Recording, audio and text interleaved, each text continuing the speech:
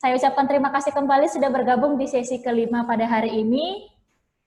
Adapun sesi kelima hari ini bertema Introduction to Plant Care 2 yang spesifik pada topik Pest Control and Disease ataupun pengenalan perawatan tanaman khususnya untuk pengendalian hama dan penyakit yang nantinya materi ini akan dibawakan oleh para pelatih kita dari Yayasan Bina Tani Sejahtera. Ada Bapak Arga Wisnu Pradana. Halo Bapak Arga, selamat siang Bapak. Halo, selamat siang. Assalamualaikum. Terima kasih Bapak, Waalaikumsalam. Dan juga ada Ibu Rika Bernike. Halo Ibu Rika, selamat siang. Halo, selamat siang. Terima kasih Ibu sudah hadir bergabung bersama dengan kita hari ini. Dan Bapak Ibu sekalian dan peserta pelatihan sesi 5 hari ini akan dipandu oleh Ibu Eti Rohayati dari SMK Negeri 2 Subang. Ya, langsung saja saya serahkan kendali kepada Ibu Eti untuk memandu acara kita sampai pada selesai nantinya. Silahkan Ibu Eti, saya persilahkan. Baik, terima kasih. Bismillahirrahmanirrahim. Bapak dan Ibu semuanya, alhamdulillah siang ini kita bisa bertemu lagi, bersilaturahim lagi dalam sesi untuk pelatihan yang kelima. Salam kenal pada Bu Rika, kemudian Pak Arga, selamat ketemu lagi. Bapak Ibu dari tim Agri Profokus dan teman-teman semua yang dari 5 SMK, juga anak semua, semoga bisa fokus untuk hari ini mengikuti pelatihan yang akan disampaikan oleh sesi pertama oleh Ibu Rika dan sesi kedua oleh Pak Arga. Seperti biasa, saya akan mengingatkan bahwa di dalam mengikuti kegiatan ini, anak-anak mohon sambil berjalan apabila ada pertanyaan, silahkan langsung ditulis di chat pertanyaan, tidak perlu menunggu materi sudah selesai disampaikan. Kemudian fokus mengikuti dan kita akan berakhir sesuai yang terjadwal. Baik, itu yang ketentuan yang bisa kita semoga semuanya bisa memahami dan bisa mengikuti kegiatan hari ini. Untuk selanjutnya sebagai yang terjadwal di acara, sesi pertama akan disampaikan oleh Ibu Rika dan Pak A, yaitu dari Yayasan Bina Tani Sejahtera. Kepada Ibu Rika dipersilahkan.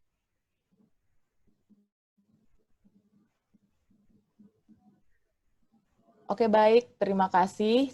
Assalamualaikum, selamat siang, menjelang sore teman-teman semuanya. Terima kasih yang pertama untuk Ibu Eti Rohayati dari SMK Negeri 2 Subang, selaku moderator dari Agri Profokus yang telah melaksanakan kegiatan ini. Sebelumnya, untuk meminimalisir jeleknya sinyal di sini, saya akan mematikan video. Semoga suaranya bisa tetap kedengaran dengan baik ya. Ya. Oke.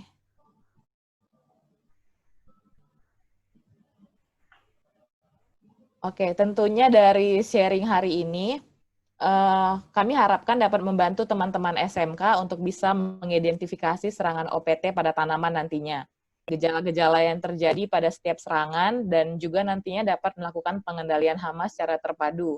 Di sesi ini juga saya akan menyampaikan materi mengenai identifikasi organisme pengganggu dan pengendalian terpadu. Boleh next slide-nya, Bu. Slide selanjutnya.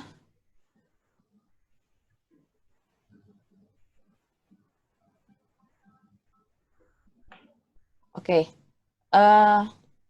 Sebelum berbicara lebih banyak mengenai organisme pengganggu tanaman, kita harus terlebih dahulu mengetahui klasifikasi dari OPT itu sendiri, sehingga akan tepat pada penanganan nantinya. Slide kedua, Bu. Mohon maaf.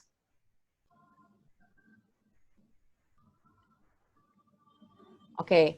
sebelumnya teman-teman kita harus bisa mengklasifikasikannya dulu, karena dari OPT ini sendiri ada beberapa jenis pengklasifikasian. Yang pertama dikelompokkan dari hama tanaman. Hama tanaman sendiri yaitu kelompok OPT yang penyebabnya dapat dilihat dengan mata telanjang. Contohnya seperti ulat, ngengat, kutu, siput, tikus, tungau, dan lain-lain. Pengklasifikasian kedua yaitu penyakit tanaman. Penyakit tanaman sendiri yaitu kelompok OPT yang penyebabnya tidak dapat dilihat dengan mata telanjang. Contohnya jamur, bakteri, dan nematoda.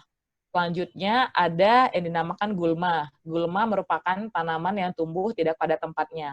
Nah, untuk dari hama dan penyakit sendiri, sebenarnya kita harus mengetahui terlebih dahulu pada saat tanaman terkena serangan, apakah itu terkena dari serangan hama atau penyakit. Karena beda serangan, beda juga cara penanganannya. Misalnya tanamannya terkena serangan hama, tapi kita misalnya melakukan penanganan dengan penyemprotan menggunakan fungisida. Nah, itu kurang tepat karena fungisida biasanya dilakukan untuk penanganan pada penyakit tanaman.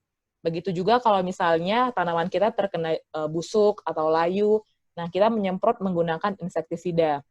Itu kurang tepat karena insektisida itu biasanya digunakan untuk hama, sedangkan untuk penyakit dapat dilakukan dengan fungisida. Seperti itu.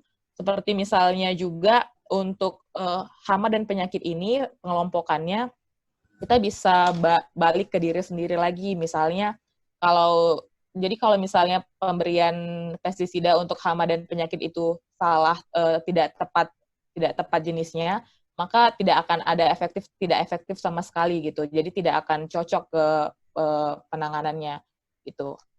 Untuk slide selanjutnya.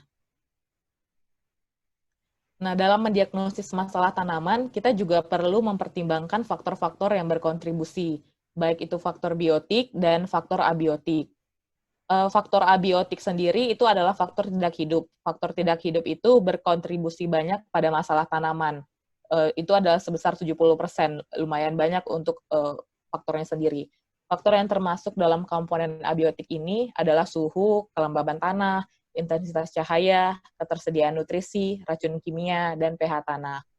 Dan untuk faktor biotik sebesar 30% itu faktor biotik itu adalah faktor hidup. Jadi faktor hidup itu berkontribusi sebesar 30% yang menjadi penyebab masalah pada tanaman. Di antaranya itu ada seperti bakteri, jamur, virus, dan juga nematoda. Sebelumnya kita juga harus perlu memahami bagaimana suatu penyakit terjadi melalui segitiga penyakit. Di slide ini teman-teman boleh melihat ada 3 jenis segitiga, yaitu kondisi lingkungan, patogen, dan tanaman inang. Nah, di sini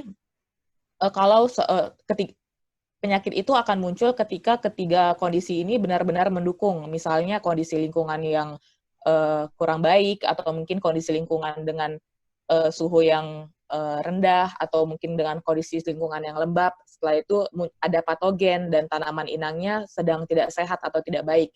Nah, itu bisa menimbulkan penyakit.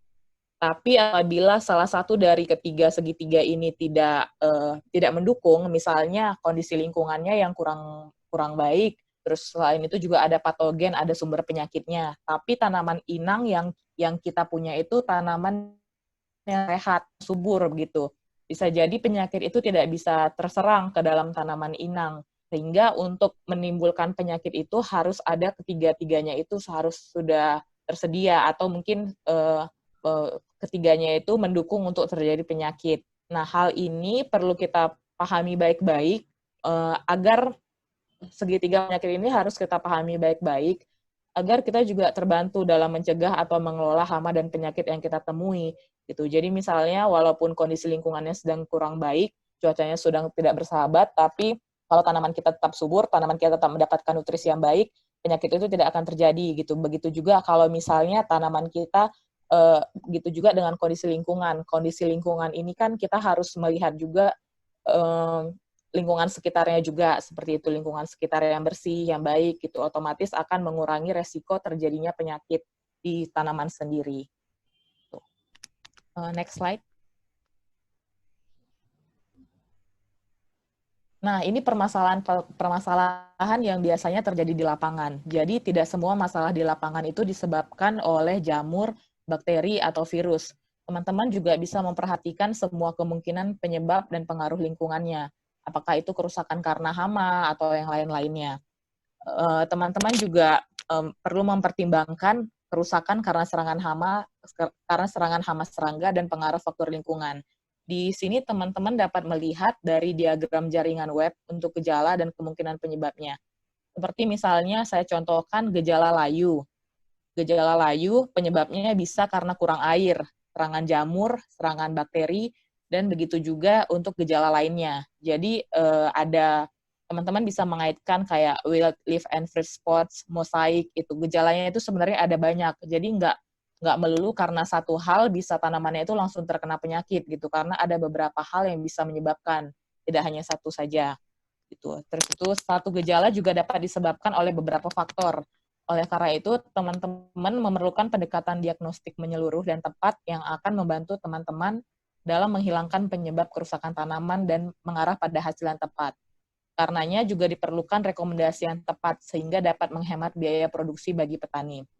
Di sini maksudnya ketika teman-teman mendiagnosis suatu tanaman, apakah itu terkena serangan hama atau penyakit, teman-teman harus mendiagnosis dengan tepat. Karena kalau kita tidak mendiagnosis dengan tepat, kita akan membuang-buang uang dan membuang-buang waktu gitu. Seperti misalnya contoh saya sebelumnya, ketika tanamannya terserangan hama, lalu teman-teman menyemprot dengan fungisida, itu kan tidak tepat gitu. Ketika tidak tepat, teman-teman sudah menghabiskan uang untuk membeli fungisida. Padahal yang dibutuhkan adalah insektisida seperti itu. Jadi selalu dilakukan adanya monitoring, perlu diperhatikan lagi tanamannya, gejala seperti apa yang muncul, seperti itu. Karena ada banyak macam-macam gejala pada saat tanaman terserang penyakit atau hama. Slide selanjutnya.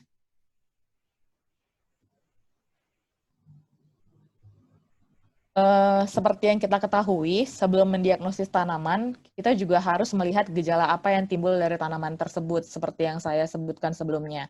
Sehingga ke depannya kita akan tepat pada penanganan. Nah, gejala yang timbul ini yang bisa kita amati dari tanaman di sebelah kanan, gambar tomat itu, teman-teman bisa lihat misalnya daun tanaman berubah bentuk. Daun yang berubah bentuk ini bisa berarti daunnya berubah jadi keriting, atau mungkin berubah warna, seperti itu. Selain itu juga ada hawar pucuk, hawar daun, bercak buah, layu busuk buah, bercak daun, layu batang, dan juga kanker.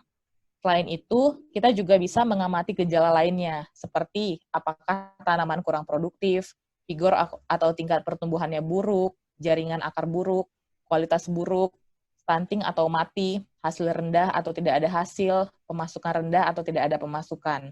Nah, slide sebelumnya. Nah, yang gejala-gejala yang di bagian sebelah kiri, slide kelima, Bu, mohon maaf.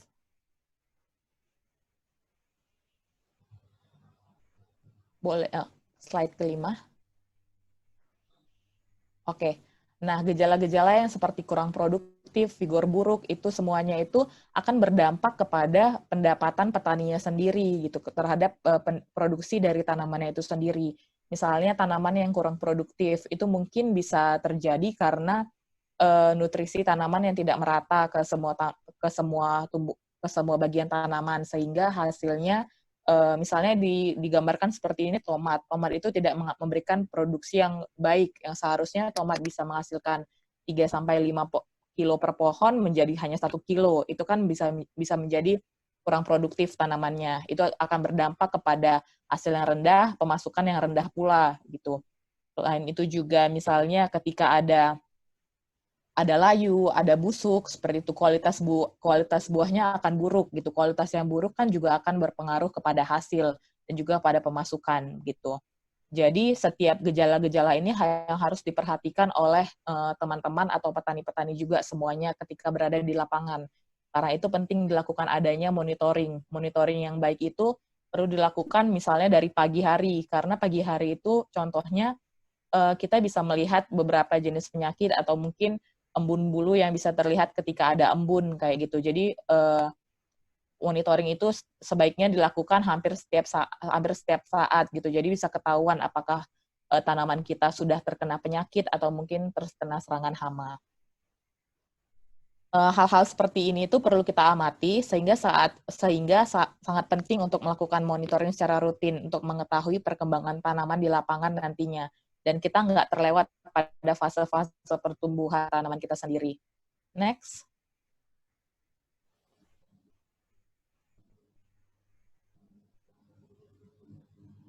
Oke, di sini ada beberapa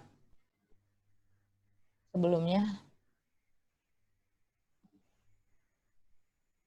Oke, di sini ada beberapa gejala penyakit. Sudah ada gambar-gambarnya semuanya. Misalnya ada bercak buah, layu, menguning, bercak daun, busuk, dan juga ada mozaik. Teman-teman sebaiknya mengenali gejala-gejala yang ditimbulkan oleh penyakit tertentu pada tanaman sebelum mengambil langkah selanjutnya, seperti yang disebutkan tadi, gejala-gejala yang ada di slide sebelumnya. Misalnya, saya beri contoh pada gejala pada bercak buah pada tomat. Gejalanya adanya, teman-teman bisa melihat terlihat bercak kecil berwarna coklat pada buah tomat. Nah, lama-kelamaan bercak itu akan membesar dan menjadi cekung, sehingga buah menjadi busuk dan mulai rontok. Di sini juga ada layu, menguning, bercak daun, busuk, dan mozaik.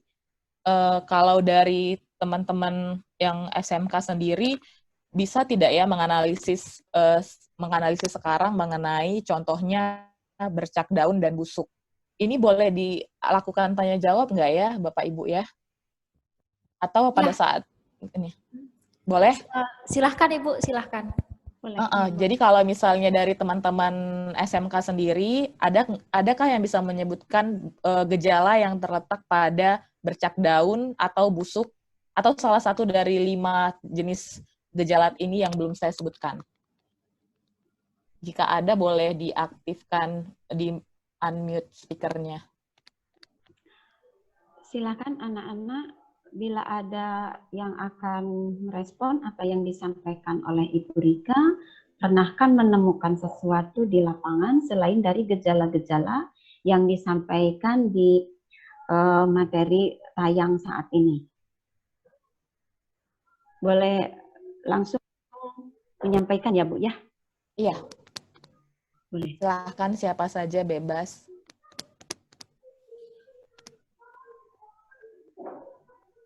Bisa di-unmute supaya suaranya bisa terdengar.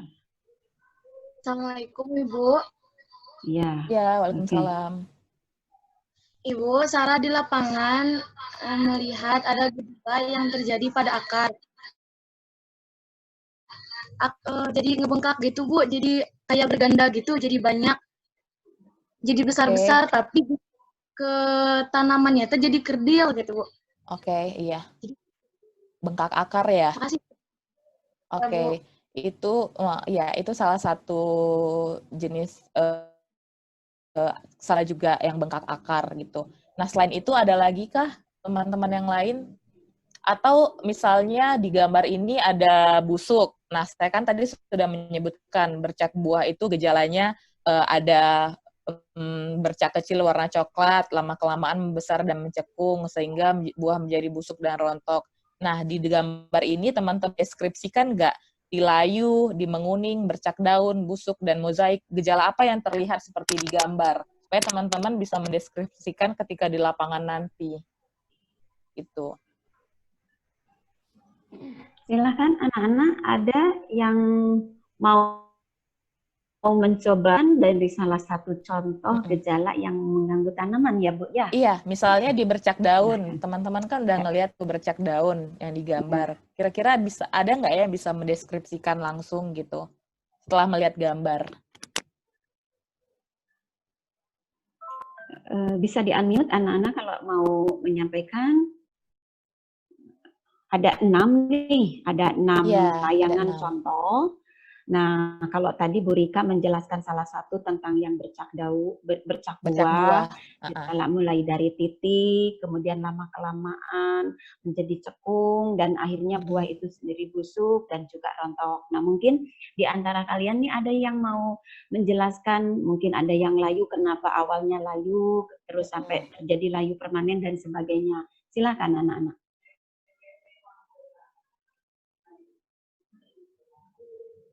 Seperti tadi yang dari SMK 1 Cibadak itu sudah menyampaikan ada gejala akar membengkak, begitu ya Bu ya? Iya, betul. Iya. Ini mungkin yang mozaik nih, siapa yang mengenal nih, pernah menemukan di lapangan, atau yang gambar ini, mozaik itu bagaimana? Silahkan. Sepertinya takut-takut Bu Rika, anak-anak. Oke, nggak Ya, apa-apa bisa kalau gitu. lanjut aja dulu. Iya, kita lanjut aja lanjut Ibu. aja dulu, iya.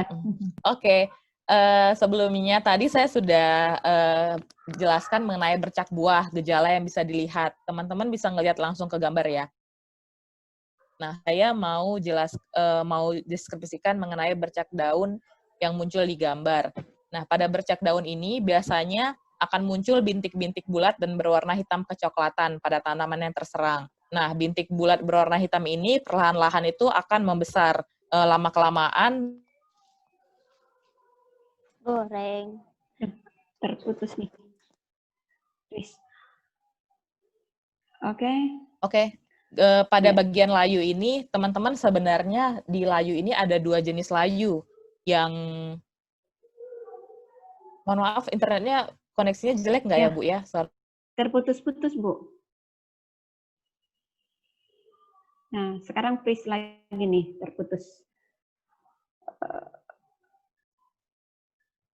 Oke, pada bagian layu ini sebenarnya ada 2 jenis layu. Kalau teman-teman bisa perhatikan di gambar ini kan layunya secara keseluruhan. Tapi sebenarnya ada 2 jenis layu yang dapat dilihat. Layu itu gejalanya ada 2. Layu yang dimulai dari bagian pucuk atau dari yang dimulai dari bagian pucuk tanaman itu layu, atau yang kedua itu ada layu dari bagian daun bagian bawah. Nah, karena ada 2 tipe penyakit layu pada tanaman. Yang pertama yang disebabkan layu fusarium. Layu fusarium disebabkan oleh cendawan, di mana tanaman layu dimulai dari daun bagian bawah, anak tulang daun menguning, jaringan batang, dan akar akan berwarna coklat. Nah, layu yang kedua itu dinamakan layu bakteri. Layu bakteri itu sendiri disebabkan oleh bakteri Ralstonia, di mana layu dimulai dari pucuk dan menjalar ke bagian bawah tanaman sampai seluruh daun layu dan akhirnya mati. Jadi untuk layu sendiri kita mengenal 2 macam penyakit, layu fusarium dan layu bakteri. Nah, 2 jenis layu ini juga teman-teman harus perhatikan apakah layunya dimulai dari pucuk bagian atas atau dimulai dari daun bagian paling bawah. Untuk layu perlu diingat layu bakteri itu dimulai dari pucuk dan menjalar ke bagian bawah tanaman. Untuk layu fusarium dimulai dari daun bagian bawah yang ke atas tanaman seperti itu. Untuk tanaman busuk buah, teman-teman bisa ngelihat ditandai dengan adanya bercak coklat kehitaman awalnya pada tanaman pada buah yang terserang. Kemudian bercak tersebut berubah menjadi lunak atau lembek. Nah, pada bagian tengah bercak biasanya ditemukan kumpulan titik hitam atau putih yang merupakan kelompok spora. Nah, busuk buah ini disebabkan oleh cendawan sehingga akan menginfeksi tanaman dari dalam buah. Selanjutnya, teman-teman bisa melihat bagian gejala yang warna kuning. Nah, pada warna kuning itu biasanya salah satu contohnya yaitu gejala pada tomato yellow leaf curl virus atau Gemini virus yang biasanya disebut. Nah, biasanya akan terlihat gejala daun muda mengkerut atau keriting dan daun berwarna kuning. Sedangkan pada daun tua tidak mengalami penyusutan atau keriting. Nah, ini bisa dilihat kalau Gemini virus ini biasanya terlihat pada tanaman yang daun muda. Nah, faktor utamanya merupakan kutu kebul. Untuk gejala terakhir yaitu mozaik, contohnya penyakit mozaik ini akan muncul seperti warna mozaik pada daun. Nah, warna mozaik ini juga akan menyebabkan daun menjadi kerdil. Itu karena ketika daun itu sudah berwarna mozaik atau ada sesuatu di atasnya, maka fotosintesis juga tidak akan berjalan dengan baik, juga yang akan menyebabkan lahan menjadi kerdil dan kemudian rontok dan mati. Itu. Next slide selanjutnya. Oke, ini mengenai diagnosis di lapangan. Nah, untuk mengidentifikasi masalah yang terjadi di lapangan, teman-teman juga perlu melakukan observasi lapangan secara menyeluruh dan tepat setiap hari. Untuk melakukan ini, teman-teman memerlukan bantuan alat observasi seperti kaca pembesar, wadah pengumpul, gunting, kamera, dan lain-lain. Tanpa observasi yang tepat, teman-teman akan bingung dan kebanyakan akan memberikan rekomendasi yang salah. Berikut adalah beberapa langkah panduan yang dapat teman-teman ikutin. Yang pertama, teman-teman bisa mengidentifikasi bagian tanaman yang terkena. Identifikasi gejala, cari faktor biotiknya, bandingkan dengan penyakit atau hama yang diketahui oleh teman-teman. Nah, saran dari saya, penting sekali bagi teman-teman hama dan penyakit, jenis-jenis hama dan penyakit, supaya kita punya pembanding pada saat kita mengidentifikasi seperti itu. Kembali lagi, apakah itu hama ataukah itu penyakit gitu. Selanjutnya, teman-teman bisa periksa pola infeksi dari jumlah tanaman yang terinfeksi. Jika persentasenya kurang dari 30%, berarti rendah. Kalau dia 30-50% masuk ke menengah, dan di atas 50% tergolong tinggi. Teman-teman bisa cek kondisi lahan sekitar juga, atau lahan tetangga. Nah, biasanya lahan sekitar itu juga berpengaruh kepada lahan kita. Gitu. Jadi kalau misalnya contoh, lahan tetangganya kotor, banyak tanaman yang sudah mati tapi tidak dibersihkan, itu kan akan menjadi hama dan penyakit. Nah, itu juga akan bisa berpengaruh ke lahan kita sendiri gitu, karena hama dan penyakit itu juga bisa berpindah dari satu lokasi ke lokasi yang lain. Gitu. Makanya penting untuk berkoordinasi dengan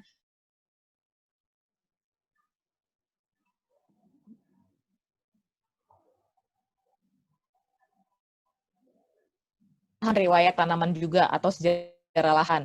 Teman-teman harus paham kapan terakhir tanam sayur di daerah tersebut. Karakteristik tanaman itu toleran atau tahan terhadap virus atau penyakit apa tidak gitu. Selanjutnya juga perhatikan cuaca, review lagi cuacanya. Apakah relatif lebih banyak hujan atau justru cuacanya sangat kering gitu. Cuaca itu juga berpengaruh sekali terhadap perkembangan hama dan penyakit di daerah tertentu. Selain itu, teman-teman juga bisa mengumpulkan lebih banyak bukti atau bukti gejala lebih sering. Teman-teman juga bisa tanyakan ke PPL atau petugas panah merah atau petugas Yayasan Bina Tani Sejahtera di lapangan kalau teman-teman menemukan kendala di lapangan seperti itu. Next slide.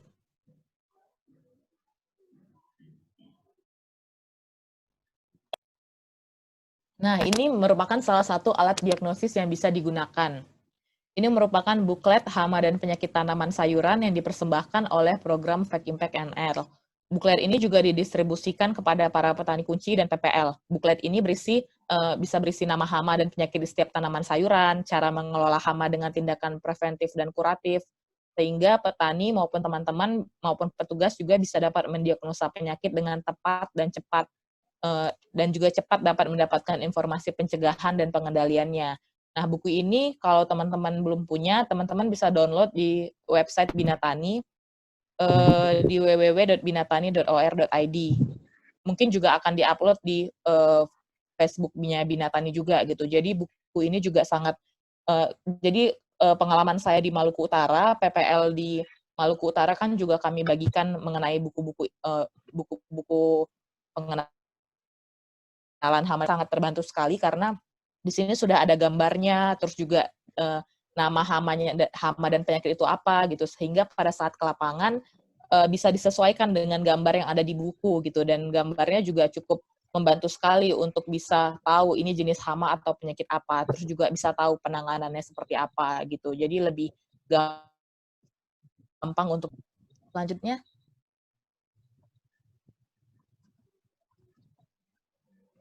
Ini juga salah satu alat diagnosis yang bisa digunakan. Berikut ini adalah aplikasi yang juga sering dipakai, yaitu namanya aplikasi Sipindo. Saya kurang tahu teman-teman sudah pernah download aplikasi ini apa enggak. Kalau misalnya belum, teman-teman bisa download langsung di Play Store gitu. Nah, aplikasi ini sendiri juga dapat memberi kita info mengenai ramalan cuaca, identifikasi hama dan penyakit, cara mengelola hama dan penyakit dengan atau tanpa pestisida. Dan artikel ini juga memiliki panduan dari knowledge transfer dan punya kalkulator pupuk untuk mengkalkulasi kebutuhan pupuk setiap tanaman. Nah, kalau misalnya teman-teman belum pernah mendownload aplikasi ini, bisa di-download. Kalau misalnya ada informasi yang tidak dimengerti, atau teman-teman bisa tanyakan di kolom chat nantinya untuk sama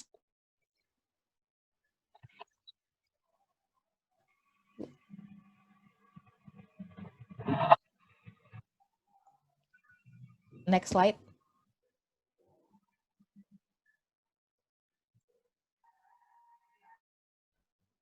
Oke.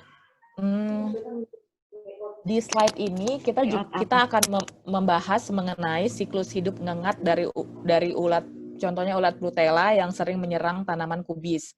Nah, tahap kerusakan teman-teman bisa melihat dari siklus lamanya hari hidupnya dari setiap siklus. Misalnya dari dewasa itu hidupnya ternyata hanya 3-4 hari. Telur 2-6 hari. Larva punya hidup yang paling lama, yaitu 15-20 hari, sedangkan pupa di 4-13 hari. Nah, tahap kerusakan paling parah yang disebabkan dari hama ini adalah ketika pada fase larva. Teman-teman tahu sendiri kalau pada fase larva atau pada saat ulat seperti ini, mereka sangat suka makan dedaunan, apalagi dedaunan muda. Nah, ketika mereka memakan itu membuat daun rusak dan pastinya akan mengganggu proses fotosintesis tanaman. Teman praktikum atau punya lahan atau pernah bertanam misalnya kubis atau mungkin sayuran daun, sawi-sawian seperti itu, teman-teman mungkin pernah merasakan kalau sore-sorenya teman-teman tanamannya masih bagus, masih mulus-mulus daunnya. Ternyata besok paginya ketika dilihat sudah banyak yang bolong-bolongnya yang menyebabkan larva ini gitu. Jadi kebanyakan mereka itu bekerja pada malam hari atau sore menjelang malam hari gitu. Ketika kita sudah selesai beraktivitas, nah di situ jam-jamnya mereka mulai keluar dan beraktivitas makan daun-daunan yang sehingga besoknya ketika kita keluar, ketika kita monitoring tanaman, bisa dilihat banyak tanaman yang sudah bolong gitu. Makanya penting untuk dilakukan monitoring secara berkala. Bahkan kadang di malam hari pun teman-teman harus lihat juga tanamannya, karena kadang ulat itu aktivitasnya banyak di malam hari atau di senja atau di sore hari seperti itu. Selain itu, kita juga untuk mengendalikan hama ini, kita juga dapat menggunakan perangkap untuk serangga dewasa. Jadi yang kita tangkap itu adalah serangga dewasanya gitu, bukan ke larvanya atau telurnya atau pupanya. Jadi lebih ke serangga dewasanya agar serangga dewasanya itu enggak mengeluarkan telur dan menjadikannya jadi larva gitu. Kita bisa menerapkan pestisida yang direkomendasikan untuk ulat Brutella. Nah, untuk segala jenis macam hama dan penyakit, teman-teman bisa kembali untuk melihat ke panduan di Sipindo atau buklet yang ada untuk dilihat kembali untuk rekomendasi pestisidanya atau cara penanganannya, seperti itu. Lanjut.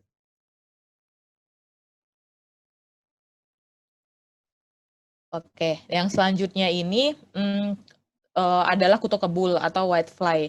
Nah, di slide ini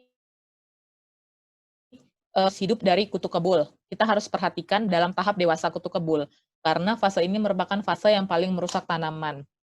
Kutu kebul ini banyak berada di bagian bawah daun gitu.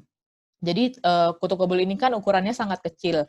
Kadang yang itu nggak terlihat, mereka itu bergerombol gitu. Jadi langsung teman-teman kalau monitoring ke lahan, misalnya ke tanaman tomat gitu, teman-teman akan lihat di bagian bawah daun itu, atau kalau daunnya digoyang, pohonnya digoyang, akan banyak sekali keluar kutu-kutunya ini terbang gitu. Jadi itu mereka itu biasanya sudah ada di dalam tahap dewasa, umurnya sekitar 60 hari gitu.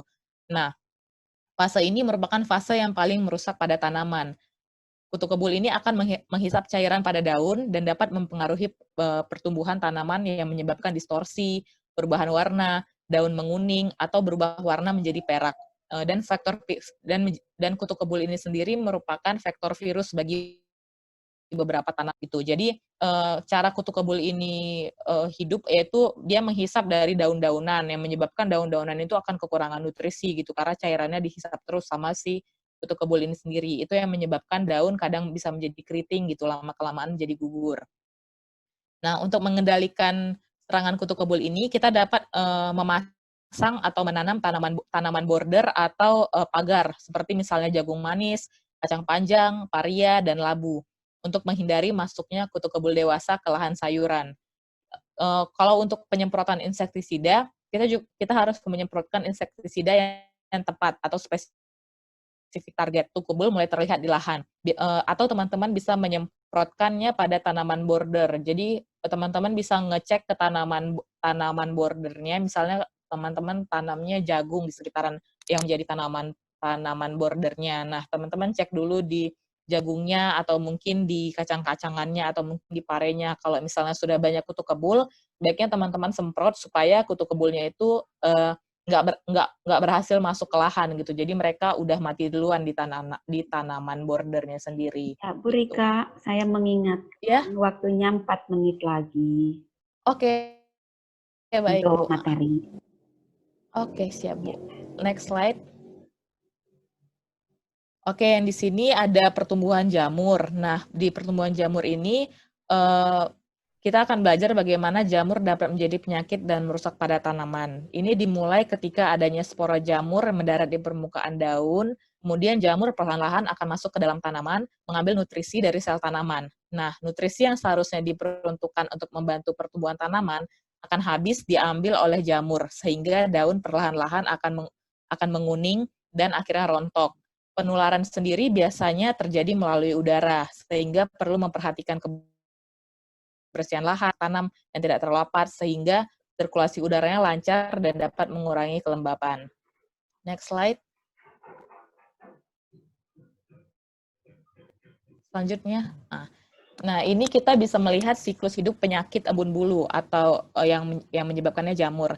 Nah, penyakit ini penularannya juga dilakukan dari udara. Nah, pada saat kita bisa melihat diagramnya itu, pada saat spora terbawa keluar, maka spora akan menempel di daun tanaman. Spora yang berkembang akan menginfeksi pada jaringan tanaman, sehingga spora akan menghisap nutrisi tanaman, sehingga metabolismenya akan terganggu. Selain atas daun, akan menghambat terjadinya fotosintesis. Nah, pada kondisi yang lembab, berkabut atau curah hujan tinggi, akan terlihat bulu-bulu halus yang menutupi daun bagian luar. Nah, gejala yang terlihat lebih jelas apabila tanaman basah terkena embun. Makanya saya beritahukan untuk tetap memonitoring pada saat pagi hari, karena pada saat pagi hari bisa embun bulunya itu kalau tanamannya terserang. Seperti itu. Next slide. Selanjutnya.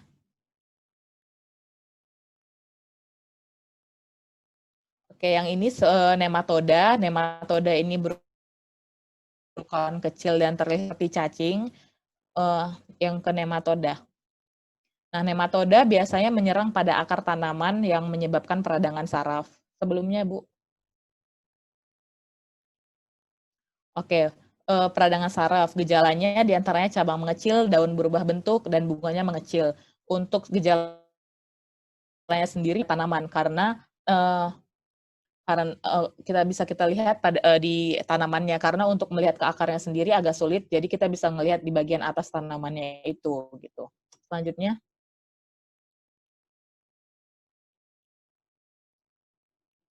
Oke, ini merupakan Gemini virus yang seperti yang sudah saya sebutkan sebelumnya, biasanya menyerang tanaman tomat dengan gejala daun keriting, memutar, kerdil, dan tulang daun menguning. Vektor pembawanya yaitu kutu kebul atau whitefly yang sebelumnya juga sudah disebutkan. Nah, oke, yang selanjutnya, Bu.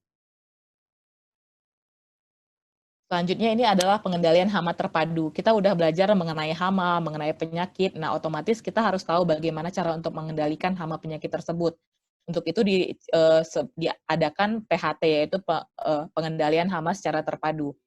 Pengendalian hama secara terpadu ini merupakan konsep pengendalian OPT dengan pendekatan ekologi yang multidisiplin untuk mengelola populasi hama dan penyakit.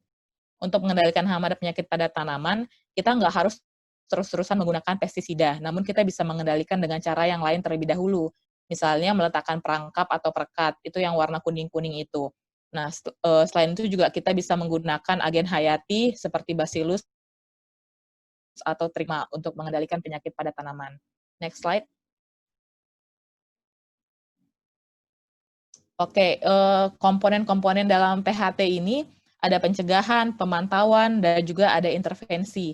Nah, untuk pencegahan, teman-teman harus mengerti dulu kondisi tanamannya, lakukan pemilihan varietas, dan juga pengelolaan tanaman dengan baik. Untuk pemantauan sendiri, terus-terusan sebelumnya juga saya sudah bilang, monitoring, inspeksi lapangan, dengan monitoring secara berkala, teman-teman bisa mengidentifikasi masalah apa yang terjadi, seperti itu. Untuk intervensi sendiri, teman-teman harus menerapkan PHT yang disesuaikan dengan keadaan ekosistem setempat, gitu. Untuk teman-teman bisa membaca kembali slide-slide sebelumnya, apabila ada yang kurang dimengerti, teman-teman bisa bertanya. Itu mungkin demikian pemaparan dari saya. Kalau misalnya teman-teman ada yang kurang dipahami, silahkan ditanyakan untuk menjadi bahan diskusi kita. Terima kasih. Baik, terima kasih Ibu Rika. Alhamdulillah ya, materinya luar biasa, sangat menarik. Bu Rika, ini sudah ada nih yang bertanya ya, saya bacakan saja itu. Pertama dari Padilla dari SMK Negeri 2 Subang, dia bertanya tentang penggunaan pestisida pada tanaman. Apakah mencegah hama untuk memakan atau menyerang tanaman atau membunuh hama tersebut, pestisidanya. Contohnya bila tanaman padi dan hamanya tikus, jika hama tersebut mati atau bangkainya akan mengganggu lingkungan sekitarnya apa tidak, begitu Bu? Itu Sebentar, Bu, pertanyaan saya. pertama.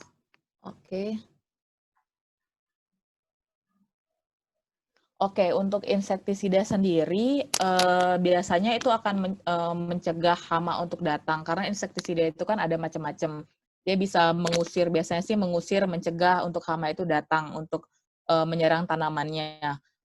Untuk contohnya itu kayak yang dituliskan, bila tanamannya padi dan hamanya tikus, jika hama tersebut mati, bangkainya akan mengganggu lingkungan sekitarnya atau tidak. Iya, sebenarnya sih kalau hamanya tikus mengganggu lingkungannya, mungkin salah satu bisa mengganggu sih, mungkin bisa saja mengganggu lingkungan sekitarnya. Orang-orang juga akan berasa gitu kan. Tapi kalau misalnya dia bangkainya mati, hamanya tikus bangkainya mati dan agak jauh dari lingkungan lahannya, mungkin tidak mengganggu gitu. Kalau untuk tikus seperti itu sih Bu, menurut saya akan mengganggu kalau berdekatan dengan lahan sih kayaknya. Baik Padilla, Ibu rasa jawabannya sudah bisa diterima ya, gitu. Ini masih sudah ada tersedia sampai 4 pertanyaan Bu. Silakan untuk pertanyaan yang keduanya. Ibu mungkin bisa dari chat membacanya atau perlu saya baca? Oke, biar saya aja nggak apa-apa. Ini dari Yunika Endi ya? Iya. Apakah ada alternatif lain yang dapat digunakan untuk mengusir hama tanpa menggunakan pestisida, namun menggunakan jika ada menggunakan bahan apa saja?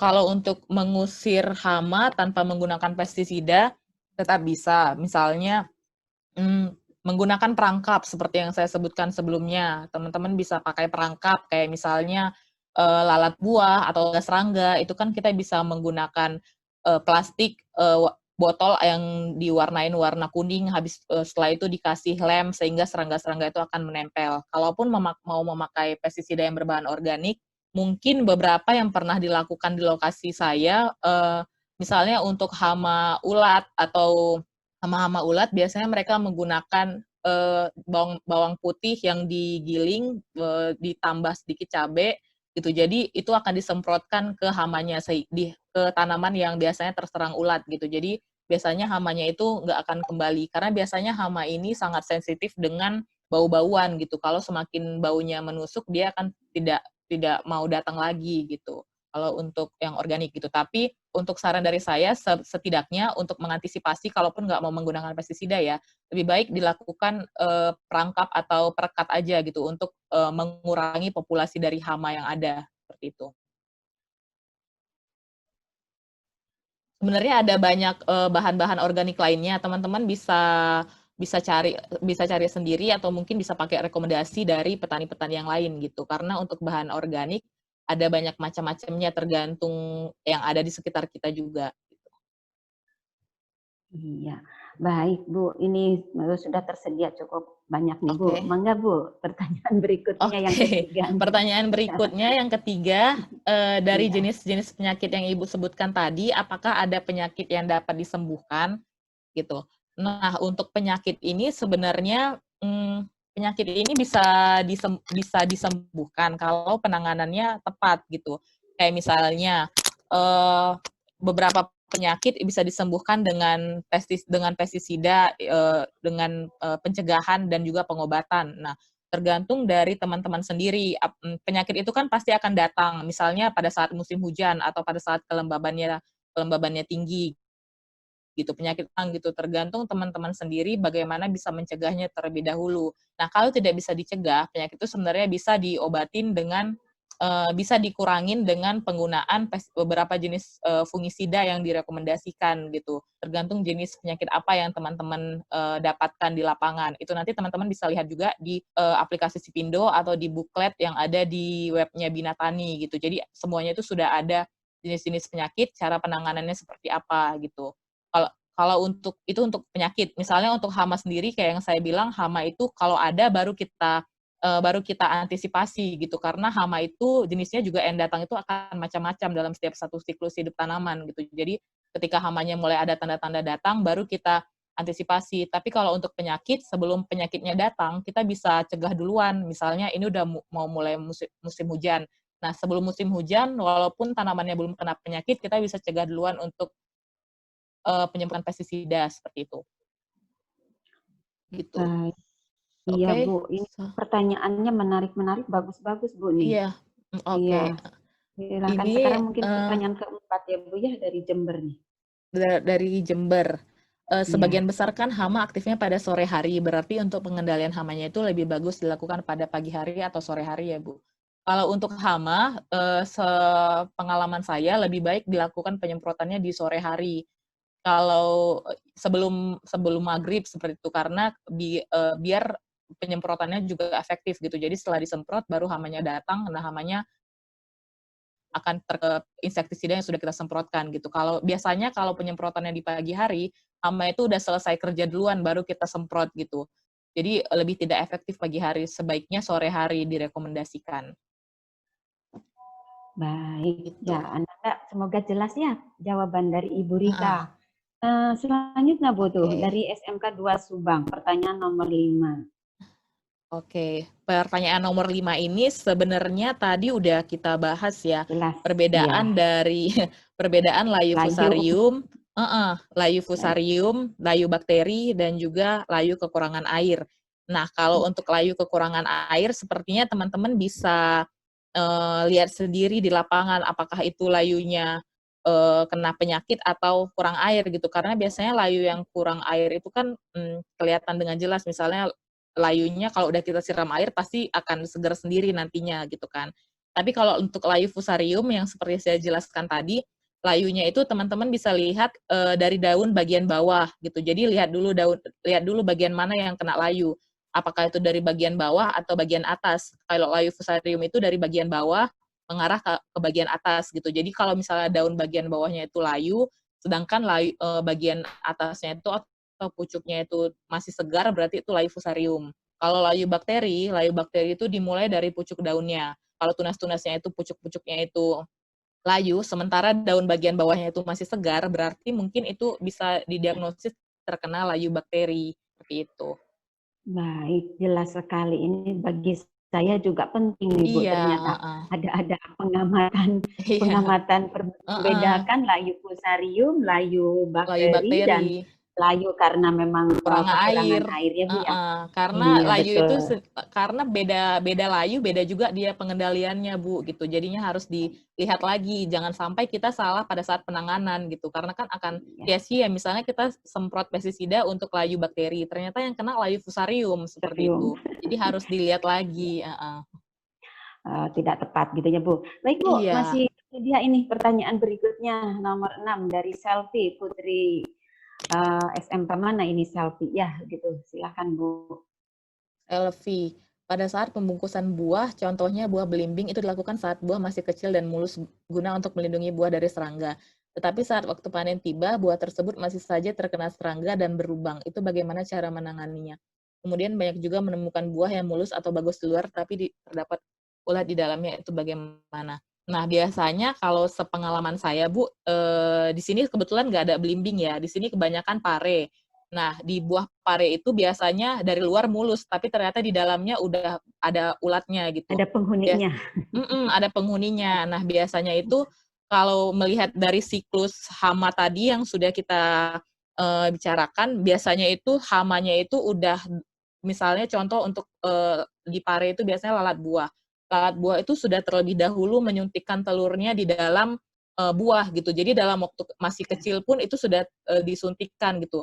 Nah, semakin buah pare besar, semakin besar juga telurnya udah pecah di dalam, dan semakin besar juga larva yang di dalamnya. Sehingga tanpa kita sadari, di dalam buah pare itu atau belimbing dalam contoh yang sekarang itu larvanya udah mulai menggerogoti dari dalam. Itu yang menyebabkan kalaupun kita udah bungkus tapi ternyata sudah ada penghuninya duluan dari bawah, dari dalam kayak gitu. Jadi itu yang harus diantisipasi. Mungkin bisa dilihat apakah ada bekas tusukan, karena biasanya bekas tusukan dari misalnya lalat buah gitu, tusukannya kecil, jadi abai untuk kita lihat gitu. Kalau sudah ada gejala-gejala baru kita bisa lihat.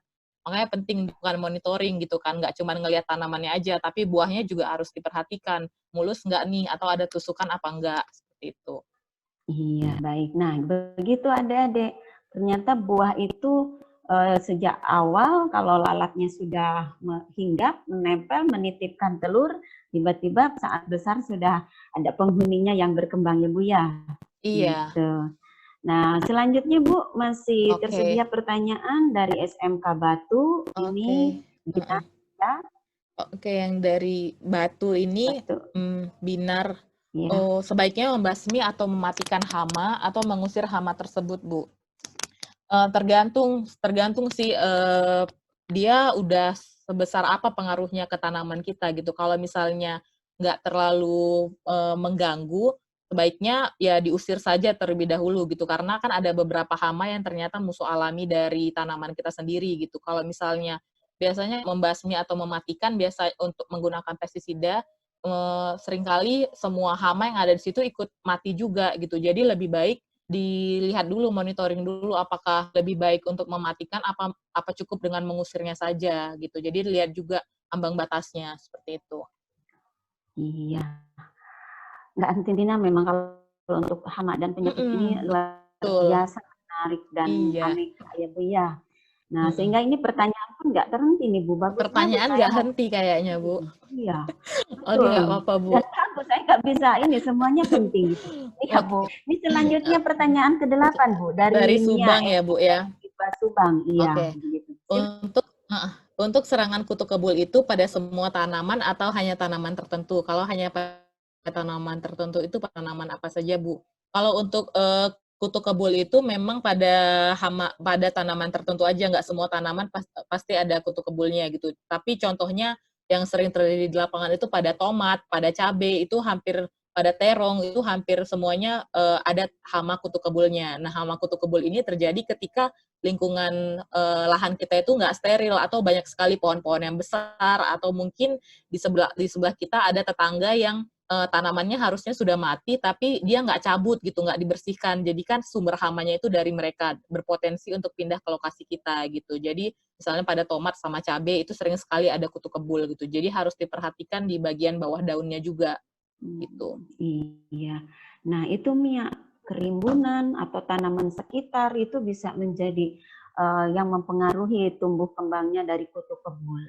Baik Ibu, selanjutnya ini ada pertanyaan dari Muhammad Abdul, SMK 2 Subang itu. Nah kalau tadi Bu menanyakan berbagai, nah sekarang menanyakan bagaimana mencegahnya Bu untuk supaya tidak terjadi layu fusarium ataupun layu bakteri. Oke. Untuk layu fusarium dan layu bakteri ini kan biasanya patogennya ditularkan melalui udara dan air. Jadi ada baiknya juga kalau misalnya dibawanya kan oleh air. Jadi lebih baik kalau misalnya penanaman itu lahannya disterilkan terlebih dahulu sehingga nggak ada sumber penyakit juga di dalam tanahnya itu sendiri gitu. Terus juga untuk kesterilan lahannya sih Bu, kembali lagi lahannya itu harus memang bersih di sumber penyakit, terus juga kalau mau penanaman kedua kalinya lebih baik dibalik dulu lahannya gitu. Jadi pengolahan lahannya sih yang harus ditingkatkan gitu agar tidak terserang layu fusarium dan layu bakteri ini seperti itu. Nah, begitu Abdul. Jadi ada dari air, kemudian dari pengolahan Iya, ya Bu ya, pengolahan untuk lahannya. mencegahnya begitu. Iya. Ya Bu, pertanyaan selanjutnya nomor 10 dari Batu Bu, SMK 2 Batu. Adik. Oke. Pertanyaan selanjutnya ini, bentar Bu ya. Tanaman tomat ceri. Oke, tanaman tomat ceri ada yang satu tanaman terkena fusarium, terus saya buang, tetapi tanaman di sekitarnya terkena juga. Ya. Itu bagaimana cara mencegahnya, Bu? Nah, itu tadi yang saya bilang, kalau tanah fusarium ini kan dia penularannya lewat tanah juga kan. Lewat tanah itu bisa jadi pada saat kita menyiram tanamannya, alirannya itu kan akan menyebar ke sekitarnya gitu. Nah, dari situ juga bisa terjadi terjadi penularan penyakitnya juga. Nah, untuk itu kalau sebelum tanamannya itu terkena atau mungkin udah menunjukkan gejala-gejala awal, kita itu harus aware dulu nih apa yang harus kita lakukan. Untuk fusarium kan ada beberapa jenis pestisida yang bisa disemprotkan seperti itu. Jadi pada saat sudah mulai ada gejala bisa disemprotkan dengan pestisida tersebut dan ke beberapa tanaman di sekitarnya agar penularannya itu terputus sampai di situ gitu dan nggak menular ke yang lainnya lagi. Gitu. Nah, begitu Adis. Jadi ada pencegahan seperti yang sudah disampaikan.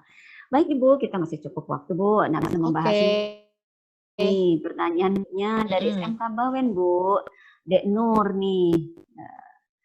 Bagaimana ciri terserang antraknosa Bu? Oke, tanaman yang terserang antraknosa ya. Untuk antraknosa sendiri, gejala serangannya biasanya timbul bercak coklat kehitaman pada permukaan buah. Nah, kemudian bercak coklat itu akan menjadi lunak atau lembek. Nah, pada bagian tengah bercak tersebut biasanya terdapat kumpulan titik hitam yang merupakan kelompok spora. Biasanya pada saat serangan berat itu menyebabkan seluruh permukaan buah keriput dan mengering, dan warna kulit buah itu menjadi pudar. Nah, pada saat cuaca panas dan lembab, penyakit ini biasanya bisa berkembang lebih cepat.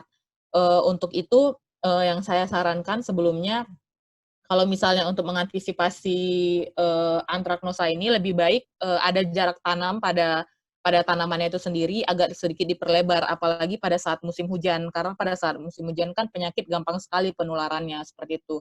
Terus juga diusahakan cahaya matahari juga masuk sampai ke bawah, sehingga perlu dilakukan beberapa pemangkasan juga, terutama pada musim hujan supaya penularannya itu tidak cepat, karena antraknosa sendiri Bu, untuk di lapangan sendiri dia cepat sekali penularannya. Kalau misalnya satu tanaman sudah terkena antraknos, dalam hitungan hari saja semua tanaman itu bisa terkena semua gitu. Jadi harus cepat diantisipasi. Terus juga contohnya misalnya kalau tanaman cabai terkena antraknos, tanaman yang sudah terkena antraknos itu sebaiknya dipetik lalu dibuang atau dibakar gitu supaya tidak terjadi penularan berikutnya gitu. Iya. Baik, itu seperti itu untuk yang bagaimana bertanya tentang penyakit antraknosa yang lebih banyak juga di cabai ya Bu ya. Gitu. Iya, di cabai juga banyak Bu. Ya, baik. Selanjutnya Bu, ini kita masih punya pertanyaan sudah sampai di nomor 17, tapi kita baru membahas sampai nomor 11. Sekarang mungkin masih bisa Bu ada 1 menit lagi. Ibu boleh mau pilih yang mana tuh dari 12 sampai ke 17 yang ini? Paling deket aja ini. Untuk yang ini aja, yang dari Jember ini ya.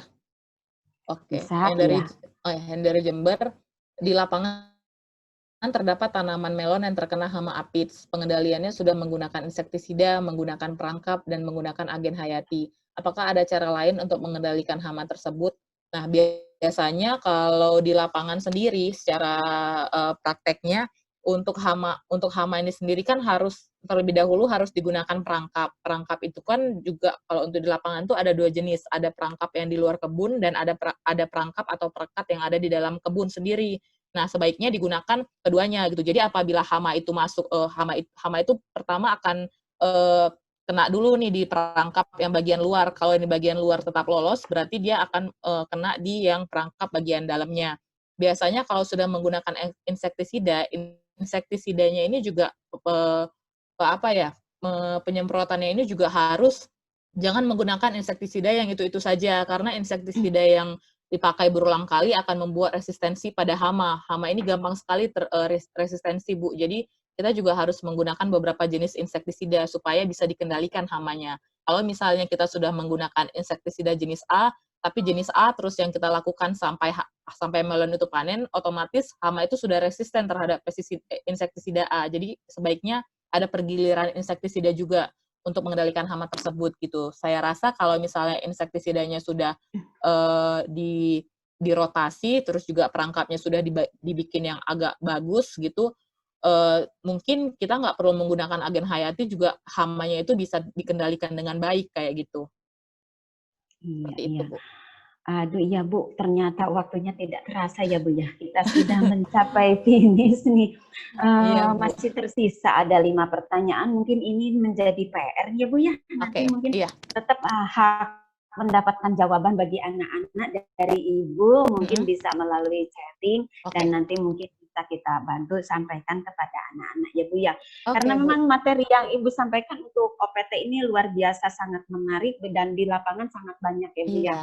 Iya, tidak menutup rasa kami untuk terus belajar dengan Ibu Rika tentang OPT, tetapi karena waktu yang sudah terjadwal dan kita berbagi masih ada 1 materi lagi. Jadi terima kasih Ibu Rika atas paparannya. Semoga anak-anak tidak puas karena ingin belajar terus. Kita ke depannya bisa menjalin silaturahim melalui grup ini. Terima kasih Ibu mungkin untuk sama-sama Ibu Eti. Ya.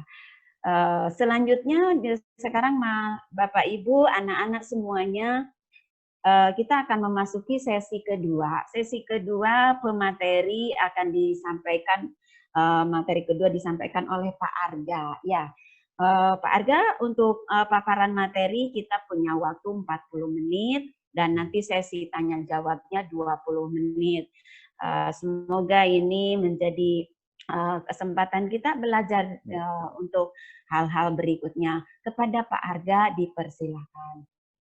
Baik, terima kasih Bu Eti. Sama-sama Pak. Ya, terdengar ya suaranya jelas Bu. Jelas, ya, terima kasih juga Mbak Rika. Jadi tadi belum dikenalkan, Mbak Rika ini kebetulan tim kami, artinya teman saya di Bina Tani yang sekarang ditempatkan domisilinya di Kepulauan Morotai. Jadi kita trainingnya ini lintas pulau ini. Jadi Mbak Rika ini dari Pulau Morotai. Kebetulan beberapa hari terakhir memang sinyalnya agak terganggu ya di sana. Ya alhamdulillah hari ini bisa memberikan pemaparan dengan jelas, dengan baik, tanpa ada gangguan yang berarti di koneksinya gitu. Terima kasih banyak Mbak Rika. Dan terima kasih juga pada tim Agri Profokus sudah memfasilitasi kegiatan ini, sehingga harapannya juga kita bisa sharing ya ke adik-adik SMK semuanya. Dan salam hormat saya kepada Bapak Ibu pengajar semuanya yang turut hadir dalam sesi ini.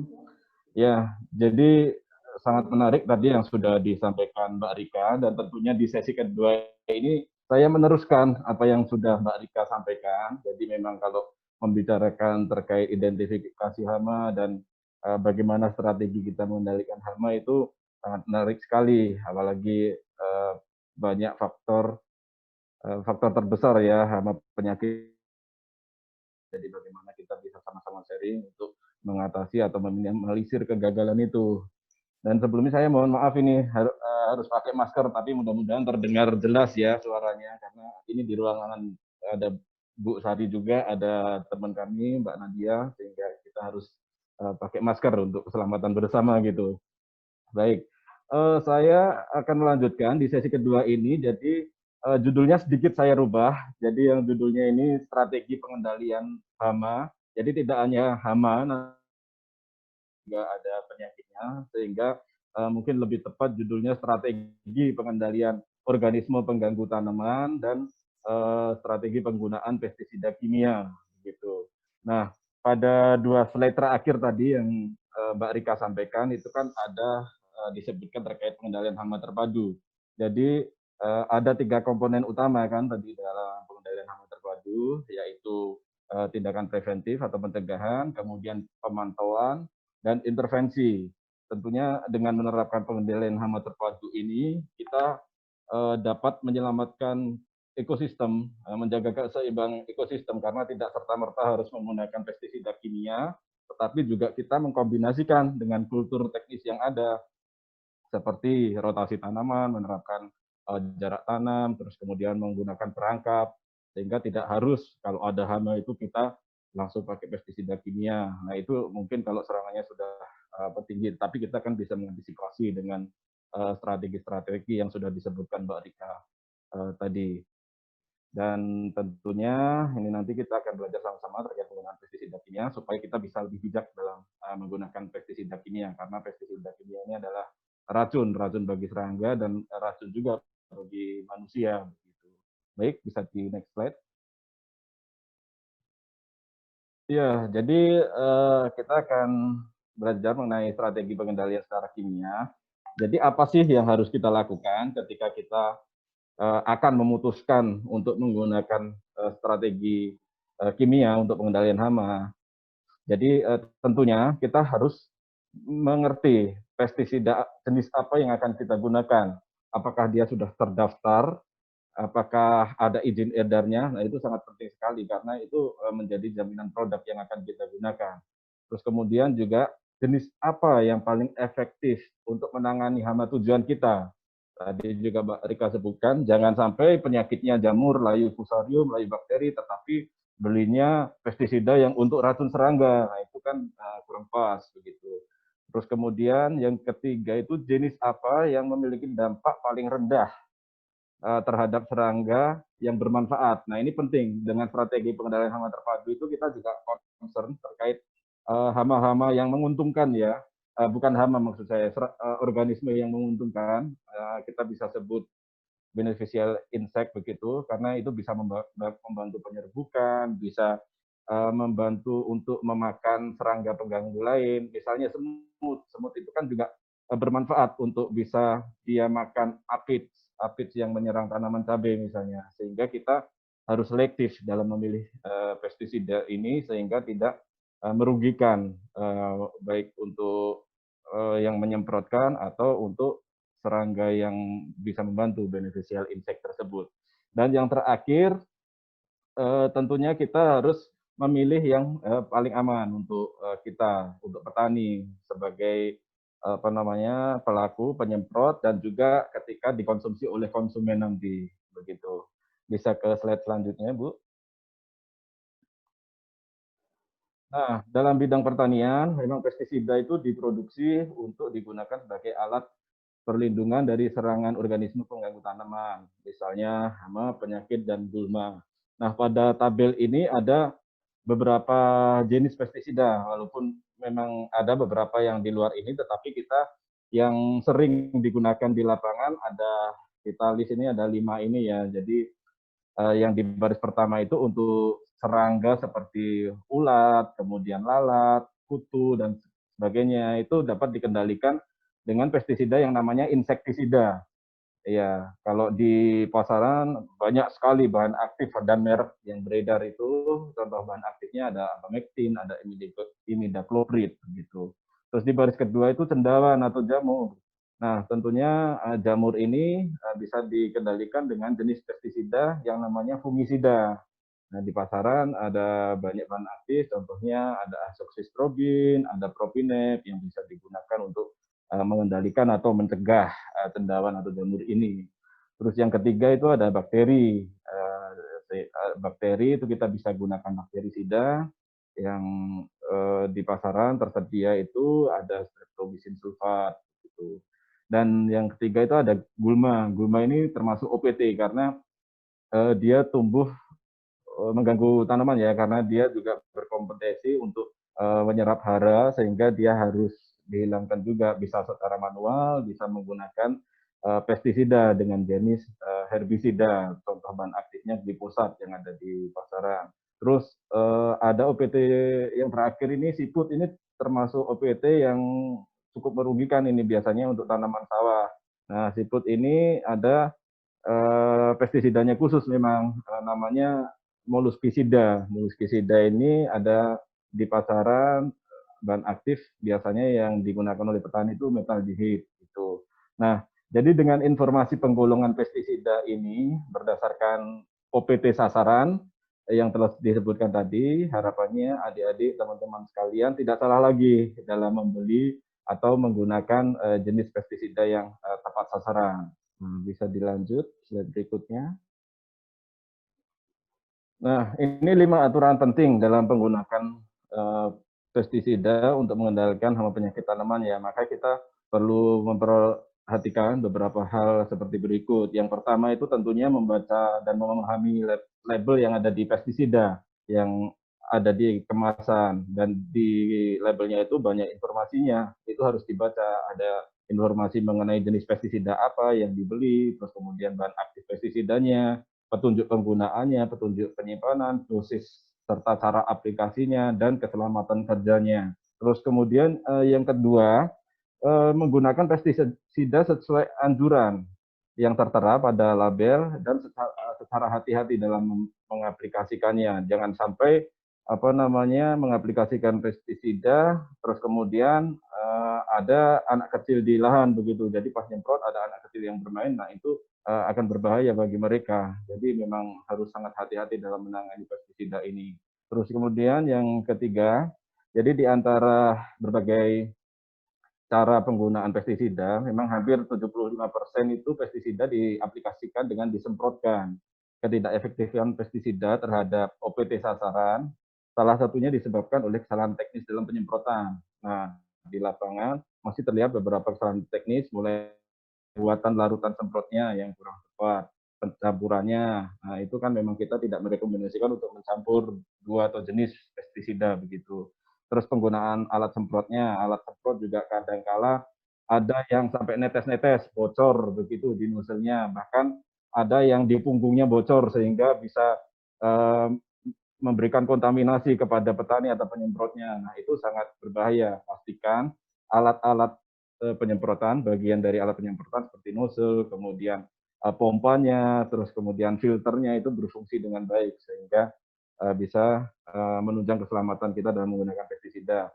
Terus yang keempat itu bersihkan diri ketika setelah melakukan aplikasi pestisida sehingga kita tidak terpapar. Nah, nanti di slide terakhir akan ada dibahas lebih detail sih ini terkait praktek kebersihan diri dan keselamatan pestisida. Dan yang terakhir itu menggunakan alat pelindung seperti pada gambar itu, ada menggunakan topi, menggunakan masker, kemudian baju atau kaos lengan panjang, celana panjang, sepatu boots tentunya, sarung tangan dari karet. Kita rekomendasikan sarung tangan dari karet supaya tidak ada rembes di tangan kita begitu. Kalau karet kan ada percikan pestisida tidak akan nembus ke kulit kita sehingga lebih aman. Terus menggunakan kacamata dan topi sehingga tidak terpapar pestisida dari mata kita atau dari rambut kita begitu. Terus di slide berikutnya, Bu. Nah, ini beberapa hal informasi yang terdapat pada label pestisida. Tetapi memang tidak semua pestisida itu secara lengkap memberikan informasi terutama terkait MOA-nya atau modepsinya. Yang jelas pasti ada itu adalah bahan aktif. Bahan aktif itu sudah pasti ada di kemasan pestisida. Jadi bahan aktifnya apa, apakah itu sistemik ataukah itu kontak, itu ada informasinya. Terus kemudian mode aksi. Mode aksi ini adalah penggolongan pestisida berdasar cara kerja pestisida tersebut untuk menghambat atau mematikan hama dan penyakit yang ada sasarannya. Terus kemudian ada informasi pasti untuk mengendalikan hama apa pestisida yang kita beli ini. Ada pestisida yang spektrumnya luas, bisa mengendalikan 3 bahkan lebih hama sekaligus. Nah, ada yang spesifik hanya untuk siput, terus kemudian hanya untuk rayap. Nah, itu ada informasinya di label pestisida tersebut. Terus tentunya dosis, frekuensi penggunaan itu ada di label, dan pastikan dalam aplikasi pestisida itu sesuai dengan dosis. Misalnya, dosis rekomendasinya adalah 1 sampai 1,5 mililiter per liter. Nah, jangan menggunakan setengah mili per liter, itu sudah di bawah dosis rekomendasi. dan jangan menggunakan misalnya 2 mili per liter, itu terlalu di atas rekomendasi. Nah, itu kan kalau pestisida memberikan rekomendasi seperti itu, sudah ada research-nya, sudah ada penelitiannya, misalnya 1 sampai 1,5 mili per liter, itu sudah ada penelitiannya bahwa itu dapat membunuh hama. Kalau kita misalnya dosisnya kurang, bisa jadi hamanya cuma pusing. Kemudian setelah 5 menit bisa bangkit lagi dan menyerang tanaman kita lagi, berarti sia-sia dong kita tadi sudah nyemprot capek-capek, ternyata hamanya tidak mati begitu. Atau kalau berlebihan, bisa jadi juga berdampak kepada misalnya serangga yang baik atau serangga penyerbuk ikut mati juga karena terlalu tinggi dosis pestisidanya itu, dan tentunya secara ekonomi akan boros, akan rugi petani buang-buang pestisida, dan tentunya kan pestisida itu cukup mahal harganya gitu. Dan terus kemudian interval sebelum panen atau pre-harvest interval ini sangat penting, terutama untuk pestisida yang sistemik, karena dia masuk ke dalam jaringan tanaman, itu harus diperhatikan. Kita harus stop yang namanya penyemprotan itu kalau untuk pestisida yang sistemik itu paling tidak ya 7 hari sebelum panen, sehingga apa namanya residu-residu pestisida yang ada di dalam tanaman itu sudah hilang. Nah, tapi kalau untuk yang kontak yang hanya melapisi luarnya itu bisa 3 hari sebelum panen untuk interval sebelum panen. Nah, terus yang penting juga itu re-entry time. Ada poin re-entry time yang masih slide yang tadi, Bu. Re-entry time itu adalah berapa jam, ini harusnya memang setelah penyemprotan itu kita ada informasi ya di kebun itu, ini telah diaplikasikan pestisida jenis apa dan pukul berapa, tolong jangan masuk misalnya 2 jam setelah aplikasi ini, karena itu bisa terpapar, apalagi kalau misalnya pestisidanya jenis yang fumigasi gitu, yang gasnya berbau dan itu bisa menjadikan kita terpapar gitu. Terus kelas bahaya produk, di slide berikutnya akan dijelaskan saran keamanan, terus kemudian ada pencegahan pencemaran lingkungan, akan ada semua itu cara pembuangannya seperti apa di label pestisida, termasuk saran penyimpanannya. Oke, bisa lanjut Bu di slide berikutnya. Nah, ini terkait yang saya sebutkan tadi, yang kelas bahaya produk. Jadi secara umum itu dibagi menjadi 5 ya, ini sebenarnya 5 kelas. Yang pertama itu simbol 1A. Simbol 1A itu adalah sangat beracun. Jadi pestisida ini di labelnya, di stripnya itu, di kemasannya akan ada warna coklat tua. Itu menunjukkan bahwa pestisida itu golongan 1A yang sangat berbahaya sekali dan sangat beracun. Namun memang golongan 1A ini, kelas berbahaya 1A sudah tidak boleh beredar di Indonesia karena memang sangat berbahaya.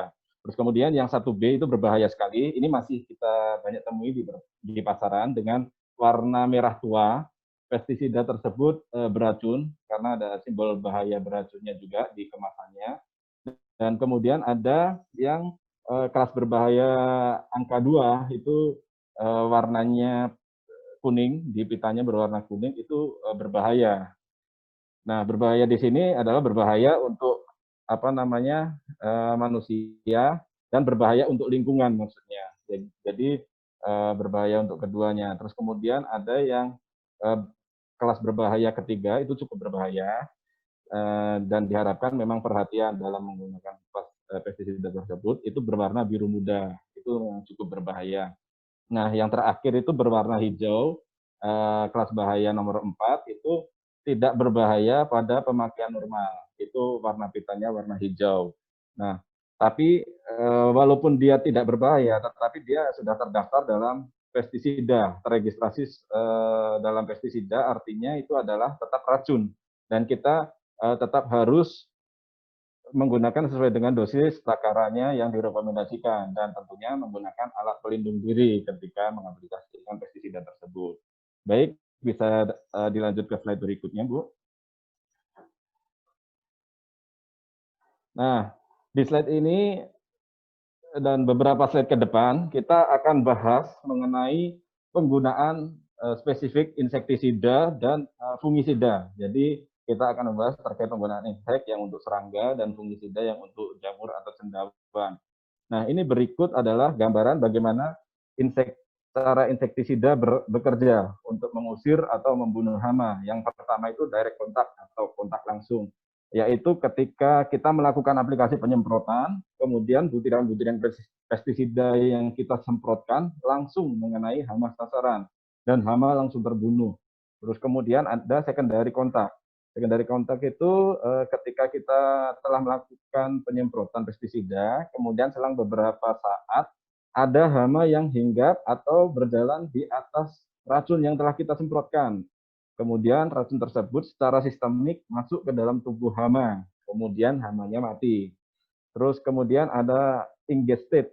Itu maksudnya adalah daun yang sudah kita semprot, daun atau bagian tanaman lain ya, itu yang kita sudah semprot pestisida, kemudian terlapisi pestisida, kemudian selang beberapa lama termakan oleh hama. Dan kemudian selang beberapa saat itu hama akan mati karena keracunan pestisida yang telah menempel pada daun tersebut. Nah, terus kemudian yang keempat itu ada repellent atau penolak hama. Nah, ini biasanya berupa pestisida dengan bau yang kurang disukai hama. Nah, jadi dia mengusir hama bisa dengan bau, bisa dengan suara. Kalau dengan suara itu yang suara ultrasonik biasanya tikus kayak gitu ya. Ada juga serangga-serangga yang lainnya yang kita bisa usir dengan suara. Jadi ini ilustrasinya memang daun, tetapi tidak serta-merta kita hanya di daun saja aplikasinya, bisa langsung di lapangan atau di batangnya, kemudian dengan perangkap begitu. Nah, terus kemudian ada fumigan. Fumigan ini merupakan aplikasi pestisida atau gas yang gasnya awalnya memang dalam bentuk cair, dalam bentuk pestisida, kemudian disemprotkan dengan tekanan tinggi seperti uap jadinya fogging begitu. Kemudian setelah disemprotkan akan mengeluarkan gas-gas yang cukup berbau menyengat, dan dari gas tersebut bisa membunuh dan mengusir hama apabila terhirup oleh hama tersebut. Nah, ini juga berbahaya oleh manusia. Biasanya fumigan ini juga digunakan untuk sterilisasi gudang ya, sehingga pada ruangan tertutup gitu diberikan fumigasi untuk mengusir hama-hama yang tidak terlihat. Kalau gas kan bisa nyelip-nyelip ke ruangan yang kecil gitu ya, sehingga hama yang sembunyi-sembunyi itu bisa mati gitu. Terus yang terakhir itu lure and kill, yaitu umpan ya, umpan yang mematikan, yaitu kita memberikan umpan pada hama, di mana pada umpan tersebut sudah dilapisi dengan pestisida yang dapat mematikan hama. Nah, selain penggunaan umpan, rekan-rekan juga dapat menggunakan perangkap sebenarnya, perangkap seperti lem, kemudian feromon, untuk menarik hama sasaran, dan tentunya lebih ramah lingkungan begitu. Nah, lanjut Bu. Ya, mudah-mudahan tidak terlalu cepat ya teman-teman. Kalau misalnya nanti ada yang kurang jelas silahkan ditanyakan. Oke, berikut adalah slide mengenai proses resistensi hama ya. Ya, sebelum saya menyampaikan terkait pengelolaan resistensi hama, saya ingin menjelaskan sedikit terkait ya MOA, menjelaskan lagi ya, tadi sudah saya sampaikan sedikit. MOA atau mode aksi pestisida adalah kemampuan pestisida dalam mematikan hama atau penyakit sasaran menurut cara masuknya bahan beracun tersebut ke dalam sistem metabolisme hama atau penyakit sasaran, dan menurut sifat dari bahan kimia tersebut. Nah, suatu organisme pengganggu tanaman atau OPT itu bisa kita katakan resisten jika OPT atau hama tersebut pada suatu daerah yang biasanya dia rentan terhadap suatu jenis pestisida, tetapi kemudian tidak dapat dikendalikan oleh pestisida tersebut. Jadi sudah kebal dia. Resiko resistensi menjadi tinggi karena penggunaan insektisida, terutama yang berspektrum luas ya, yang tadi saya sebut, yang satu pestisida bisa untuk membunuh banyak jenis organisme. Nah, itu kalau digunakan terus-menerus itu dapat meningkatkan resiko kekebalan hama.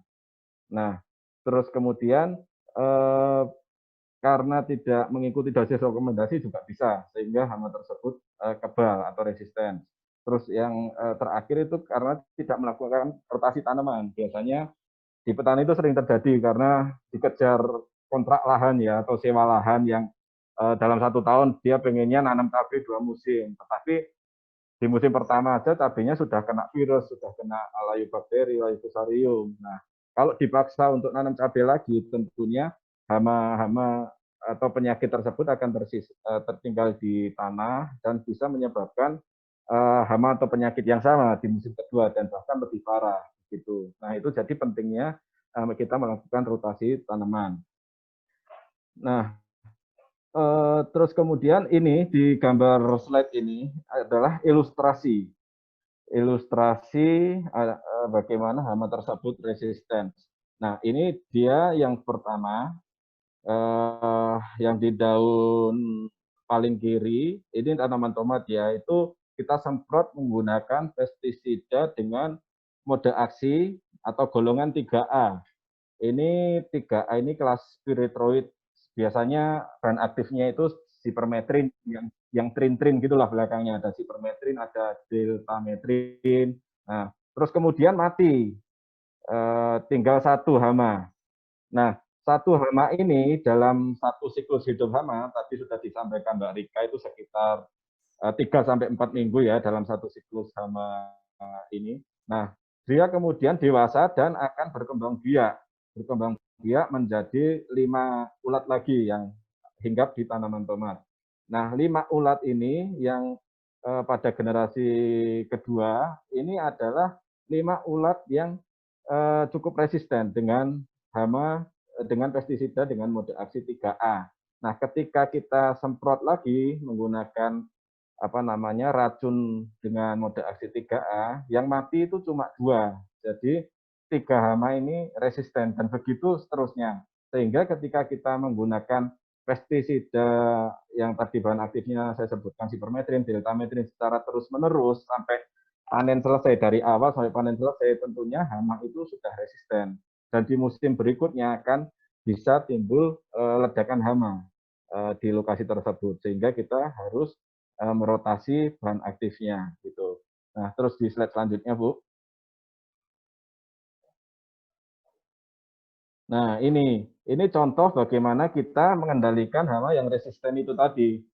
Jadi dari dalam gambar ini dapat dijelaskan bahwa hama yang resisten terhadap mode aksi 3A atau deltametrin, sipermetrin yang trin-trin itu akan berkembang biak dan menghasilkan generasi kedua. Nah, generasi kedua hama ini yang resisten terhadap mode aksi 3A ini dapat dikendalikan dengan mode aksi lain, mode aksi misalnya 28. Nah, mode aksi 28 ini bahan aktifnya chlorantraniliprol contohnya. Itu mode aksi 28 sehingga hama yang resisten ini yang sudah di fase kedua itu akan mati bersih karena kita sudah melakukan rotasi pestisida gitu. Di slide berikutnya, Bu.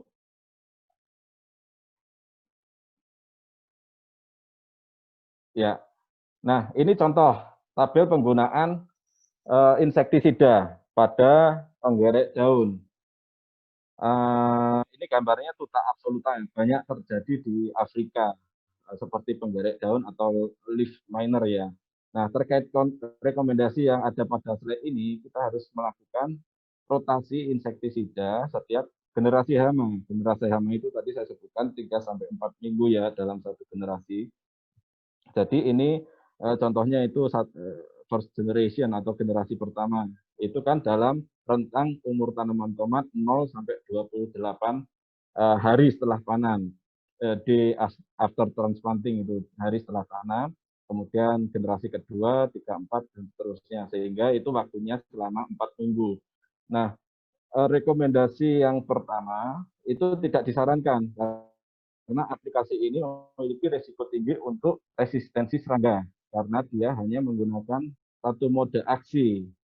Setiap generasi serangga itu sama menggunakan mode aksi nomor 5 yaitu bahan aktifnya spinosad sampai akhir sehingga ini high risk of resistance, resistensinya tinggi, resiko resistensinya tinggi di sini.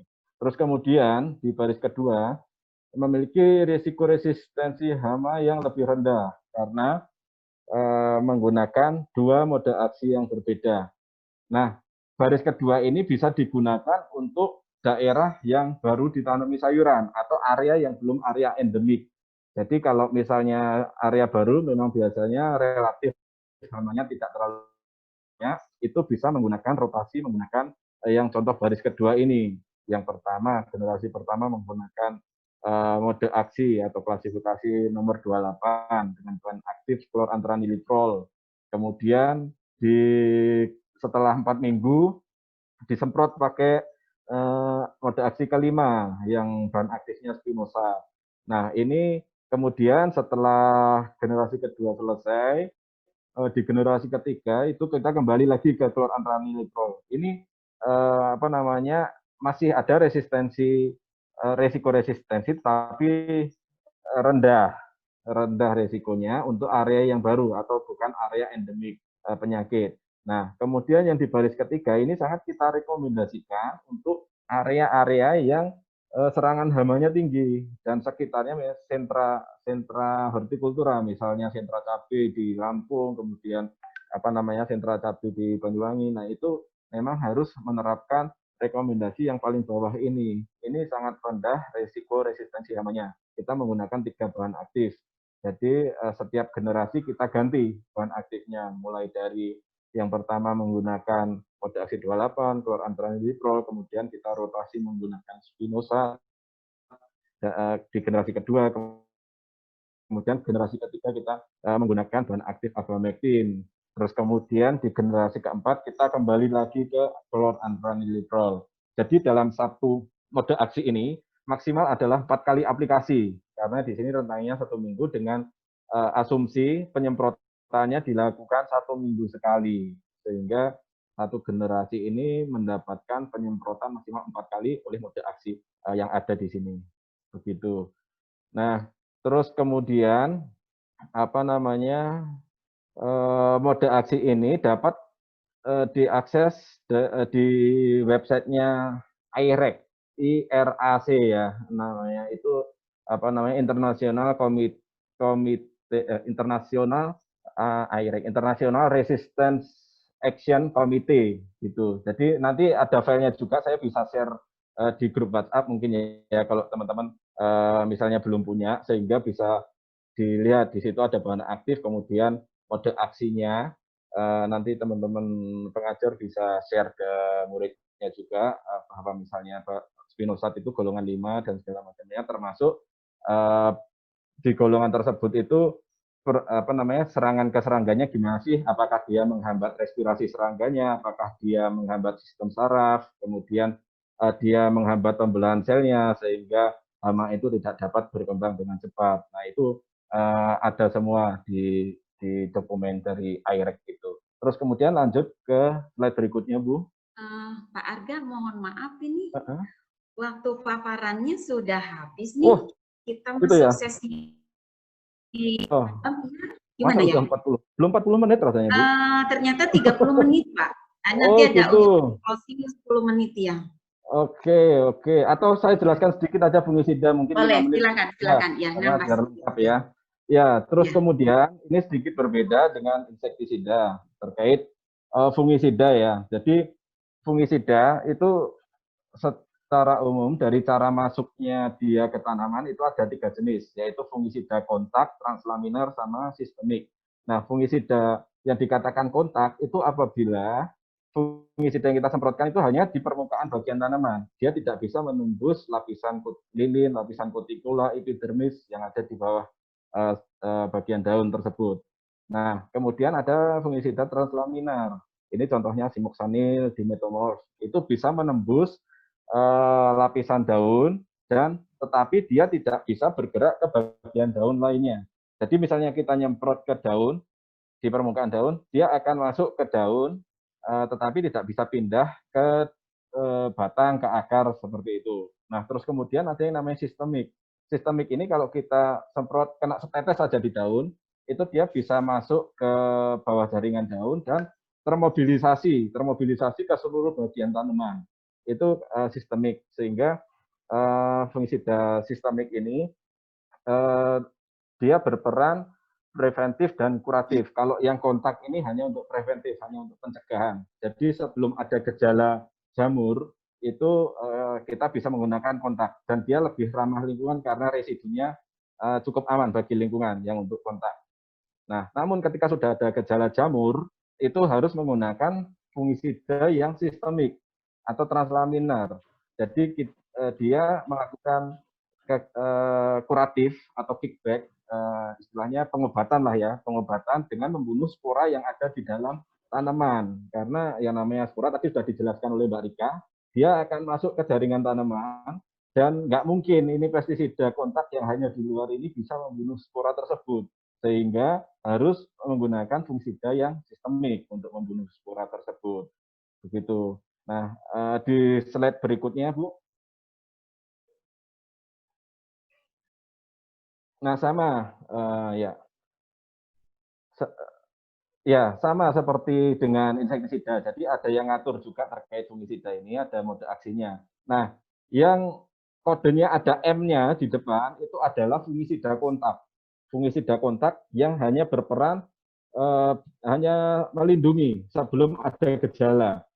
Nah, kemudian mode aksi lain yang ada angka 11, ada angka 28 itu adalah fungisida sistemik. Di mana fungisida sistemik ini dapat istilahnya membunuh spora dari dalam tanaman. Dia bertindak sebagai preventif dan kuratif. Artinya dia bisa melindungi dan juga bisa mengobati tanaman yang sudah terserang gejala jamur. Nah, tentunya dalam aplikasi fungisida ketika misalnya ada gejala bercak daun seperti yang dipaparkan Mbak Rika tadi, itu bisa mungkin gejala-gejalanya dihilangin dulu. Misalnya ada antraknose, busuk antraknose, buah-buah yang terkena busuk itu harus diambil, dibuang, kemudian baru diaplikasikan fungisida. Nah, kalau misalnya buah-buah yang busuk itu tetap ada di lahan, kita aplikasikan fungisida, itu percuma karena sporanya masih bisa menyebar ke tanaman sebelah-sebelahnya. Dan tadi sesuai dengan pertanyaan yang ada kan, kok jadi nyebar ininya apa namanya penyakitnya, layunya, ya itu karena spora itu bisa menyebar melalui angin, melalui air, tertinggal di dalam tanah, sehingga ketika kita apa namanya menanam tanaman di musim berikutnya itu bisa terserang layu tersebut. Gitu, Bu. Dan di slide berikutnya sebenarnya terkait keselamatan kerja, bagaimana kita menggunakan pestisida yang berikutnya lagi, Bu. Lagi, Bu. Nah, ini jadi kita harus hati-hati yang tadi sudah saya sebutkan sebenarnya kita harus baca label dan mohon dihindari untuk mencampur pestisida karena kita nggak tahu bahan aktif tersebut bagaimana kerjanya kepada hama atau jamur sasaran tersebut sehingga jangan dicampur. Kalau misalnya memang ada terserang jamur atau layu fusarium ingin mendapatkan fungisida yang melindungi total, langsung aja beli fungisida yang bahan aktifnya sudah ganda. Ada contohnya azoxystrobin dengan mancozeb itu sistemik dengan kontak itu misalnya. Itu bisa apa namanya sudah ada produsen yang memproduksi dengan bahan aktif ganda tersebut sehingga kita tidak perlu nyampur lagi begitu. Kemudian untuk yang tadi yang broad spektrum luas untuk insektisida itu boleh digunakan asal memang maksimal 4 kali. Sehingga kan kalau kita mau menerapkan strategi pengendalian hama terpadu, kita tidak boleh terlalu sering menggunakan insektisida dengan spektrum luas tersebut karena akan mematikan mikroorganisme lain yang akan dapat menguntungkan untuk tanaman. Contohnya cacing tanah akan mati, kemudian serangga penyerbuk akan mati, terus kemudian semut-semut yang akan memakan aphids yang menyerang cabai itu dapat mati juga. Ya, begitu Bu Eti dan teman-teman. Kalau memang waktunya sudah selesai, bolehlah kita langsung lanjut ke sesi tanya jawab. Mohon maaf kalau ada kekurangan dalam penyampaian, gitu, Bu. Baik, luar biasa Pak Arga. Memang tidak akan cukup waktu apabila kita ingin membahas detail ya dari semua. Tadi OPT juga sangat menarik, kemudian sekarang menanganinya. Baik Pak Arga, di sini sudah terinventaris, ada 2 pertanyaan nih. Mungkin Bapak bisa membacanya atau saya bacakan Pak. Pertama yang dari SMK Batu, yaitu dari Ananda Dina. Ya. Saya bisa baca Bu. Ya. Oke, baik. Terima kasih Bu Eti. Saya langsung baca pertanyaannya. Ini yang dari SMK 2 Batu, Mas Binar Wahyu. Menurut Bapak, penggunaan pestisida lebih dari satu jenis, misal merek A dan merek lain, atau lebih yang sama-sama insektisida dalam satu kali penyemprotan ke tanaman aman atau tidak. Tidak aman jika kita tidak mengerti cara pencampurannya. Itu tadi yang terakhir saya sebutkan. Nanti kalau sempat buka di websitenya itu yang tadi saya sebut IRAC, IRAC, di Google aja nanti ada websitenya. Di situ disebutkan untuk pencampuran itu boleh, tetapi harus yang orang mengerti formulasi pestisida. Tetapi kalau misalnya kita belum mengerti terkait pencampuran, itu disarankan jangan, karena bahan aktif A dan bahan aktif B jika digabungkan itu bisa sama-sama saling melemahkan bahan aktif tersebut. Sehingga misalnya bahan aktif A itu kita sasarannya untuk ulat, bahan aktif B itu sasarannya untuk kutu kebul. Bisa jadi A dan B malah nggak mempan, malah ulat dan kutu kebulnya udah disemprot berulang kali kok nggak mati-mati. Nah itu bahan aktif yang saling melemahkan. Kalau misalnya sudah ada keahlian terkait itu dan emang sudah diizinkan, itu diperbolehkan. Tapi rata-rata kita lebih baiknya, amannya itu membeli yang kemasan sudah ada double bahan aktifnya, karena itu sudah sesuai dengan research perusahaan pestisida tersebut. Begitu ya, Mas Binar. Ya kalau saya sebutkan itu tidak aman karena kita misalnya belum memahami begitu. Kalau yang diracik oleh formulator ahlinya, yaitu mungkin sudah dipertimbangkan keamanannya terhadap tanaman, terhadap lingkungan atau tanaman. Oke, pertanyaan berikutnya itu dari SMK 2 Batu lagi. Rame nih dari Batu. Mas Dewa Resandi. Pak, saat menyemprot pestisida atau obat itu kan harus pakai masker atau mungkin juga pakai kacamata dan alat lainnya. Dan banyak sekali di desa saya orang-orang menyemprot obat tidak menggunakan pelindung apapun. Itu kan juga bisa menyebabkan terjadi penyakit pada diri mereka. Sedangkan mereka sampai sekarang tidak apa-apa. Jadi menurut Bapak bagaimana menanggapi hal ini? Ya, jadi paparan pestisida itu bisa terlihat secara langsung dan tidak langsung. Nah, secara langsungnya itu biasanya kalau kita menyemprotkan pestisida tadi yang saya sebutkan di golongan 3A itu termasuk pestisida yang keras, golongan pyrethroid. Dulu 3A, golongan 3A, dulu ada golongan 3B, sama-sama golongan 3, yang namanya DDT. Itu sudah tidak boleh lagi beredar. Itu golongan sama-sama golongan 3. Nah, kalau pestisida yang disemprotkan adalah golongan yang tingkat bahayanya yang tadi saya sebutkan merah atau coklat tua, itu bisa langsung berdampak kepada petaninya. Contohnya gejalanya langsung pusing, kemudian matanya rabun, terus kemudian mual-mual. Itu gejala yang dirasakan langsung.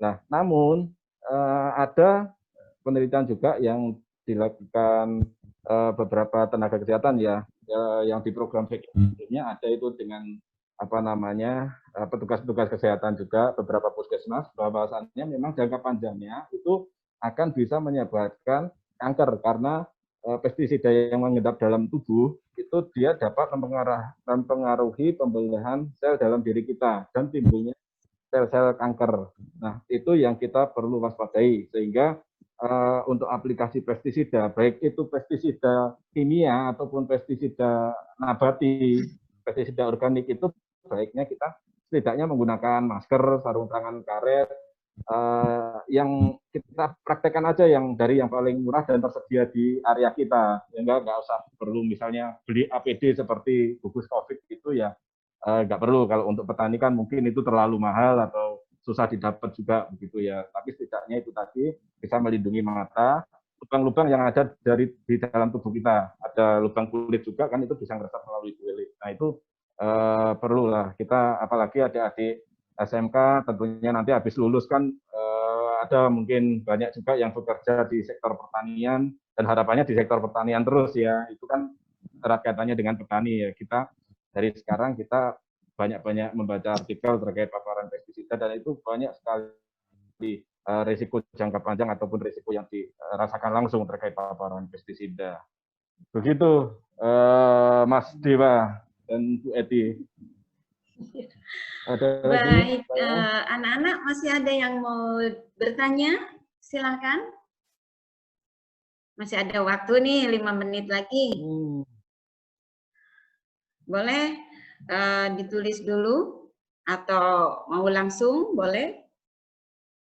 Oke, Pak Arga, memang untuk Ya, penanganan OPT ini kita perlu sangat berhati-hati ya Pak Arga ya.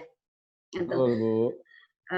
selain kita juga harus tetap memperhatikan lingkungan supaya tadi musuh-musuh alami juga tidak ikut Ya, termusnahkan gitu ya, ya, ya, gitu. Juga untuk resistensi pengaruh dari pestisida terhadap hama tersebut ya Pak ya, gitu. betul, betul Bu.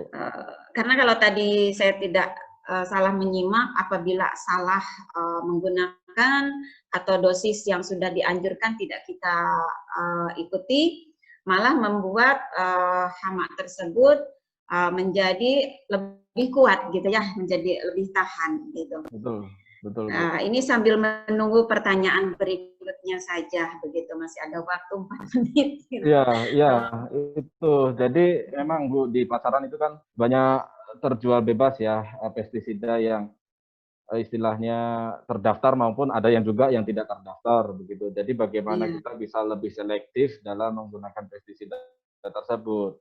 Nah, yang tadi saya sering sebutkan itu kita kurang-kurangi yang menggunakan insektisida atau racun hama yang broad spectrum atau spektrum luas. Itu biasanya di golongan 1B yang biasanya organofosfat, bahan aktifnya ada profenofos kayak gitu ya. Terus kemudian di golongan 3 itu tadi 3A ada yang trin itu golongan piretrin, siltametrin, sikrometrin, lambda sihalotrin itu mereka spektrum luas. Jadi sekali aplikasi dia memang bisa membunuh ulat, membunuh kutu, membunuh apit, tetapi dampaknya ke tanah, ke cacing itu bisa mati juga karena dia spektrumnya luas dan serangga-serangga penyerbuk itu juga mati.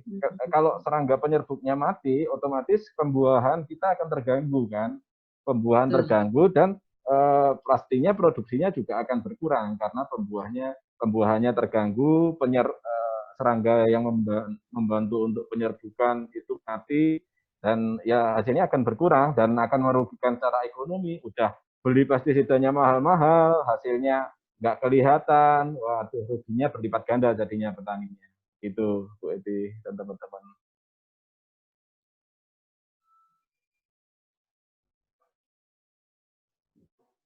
Kok stuck ya?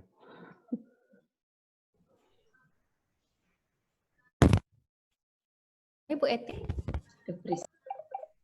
Baik, terputus nih Bu, terputus suaranya. Sudah terdengar. Terdengar nggak suara saya Bu? Ya, sudah Bu. Iya, iya.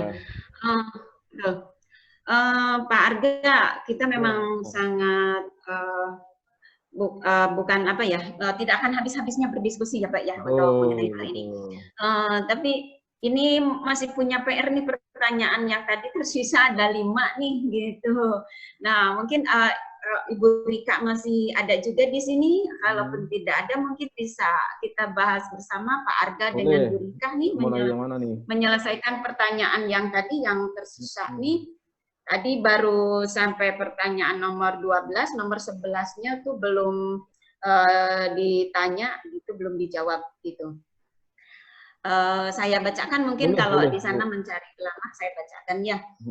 Bagaimana ciri-ciri tanaman yang terserang antraknosa sudah tadi, berarti sekarang pertanyaan ke nomor 13. Di lapangan terdapat tanaman melon dari SMK 5 Jember, udah Pak tadi, sekarang berarti pertanyaan 14, iya. Dari SMK 1 Cibadak, di sini cacing jenis apa yang membuat penyakit akar gada atau bengkak akar, sedangkan cacing adalah salah satu indikator penyubur tanah, Pak. Gimana, Pak? Baik, dari Mbak Syarah ya, Mbak dari Cibadak, terima kasih Bu Eti. Jadi itu bukan cacing yang seperti cacing tanah, tadi kan ditampilkan Mbak Rika, jadi memang nematoda itu seperti cacing, tapi kita bisa melihatnya dengan mikroskop kecil sekali itu.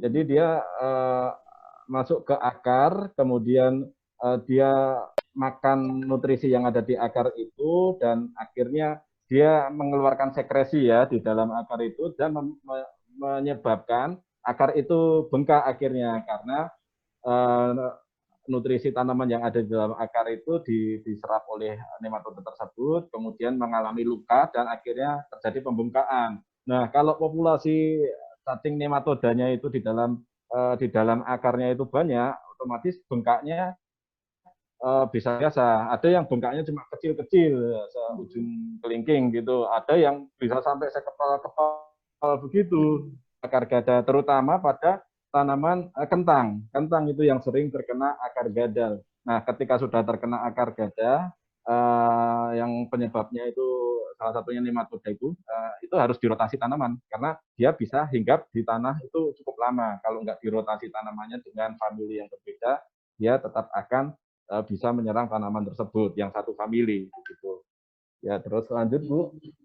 Baik, Bu Rikanya juga mungkin sudah bergabung lagi. Ini masih ada pertanyaan berikutnya, yaitu dari SMK 2 Batu, dari Pak Ijri. Bagaimana di lahan ada gulma bambu air, sedangkan sudah saya lakukan penyemprotan herbisida dan sudah dicabut sampai ke akarnya, akan tetapi tanaman tersebut masih tumbuh. Gimana dan bagaimana cara penanggulangannya?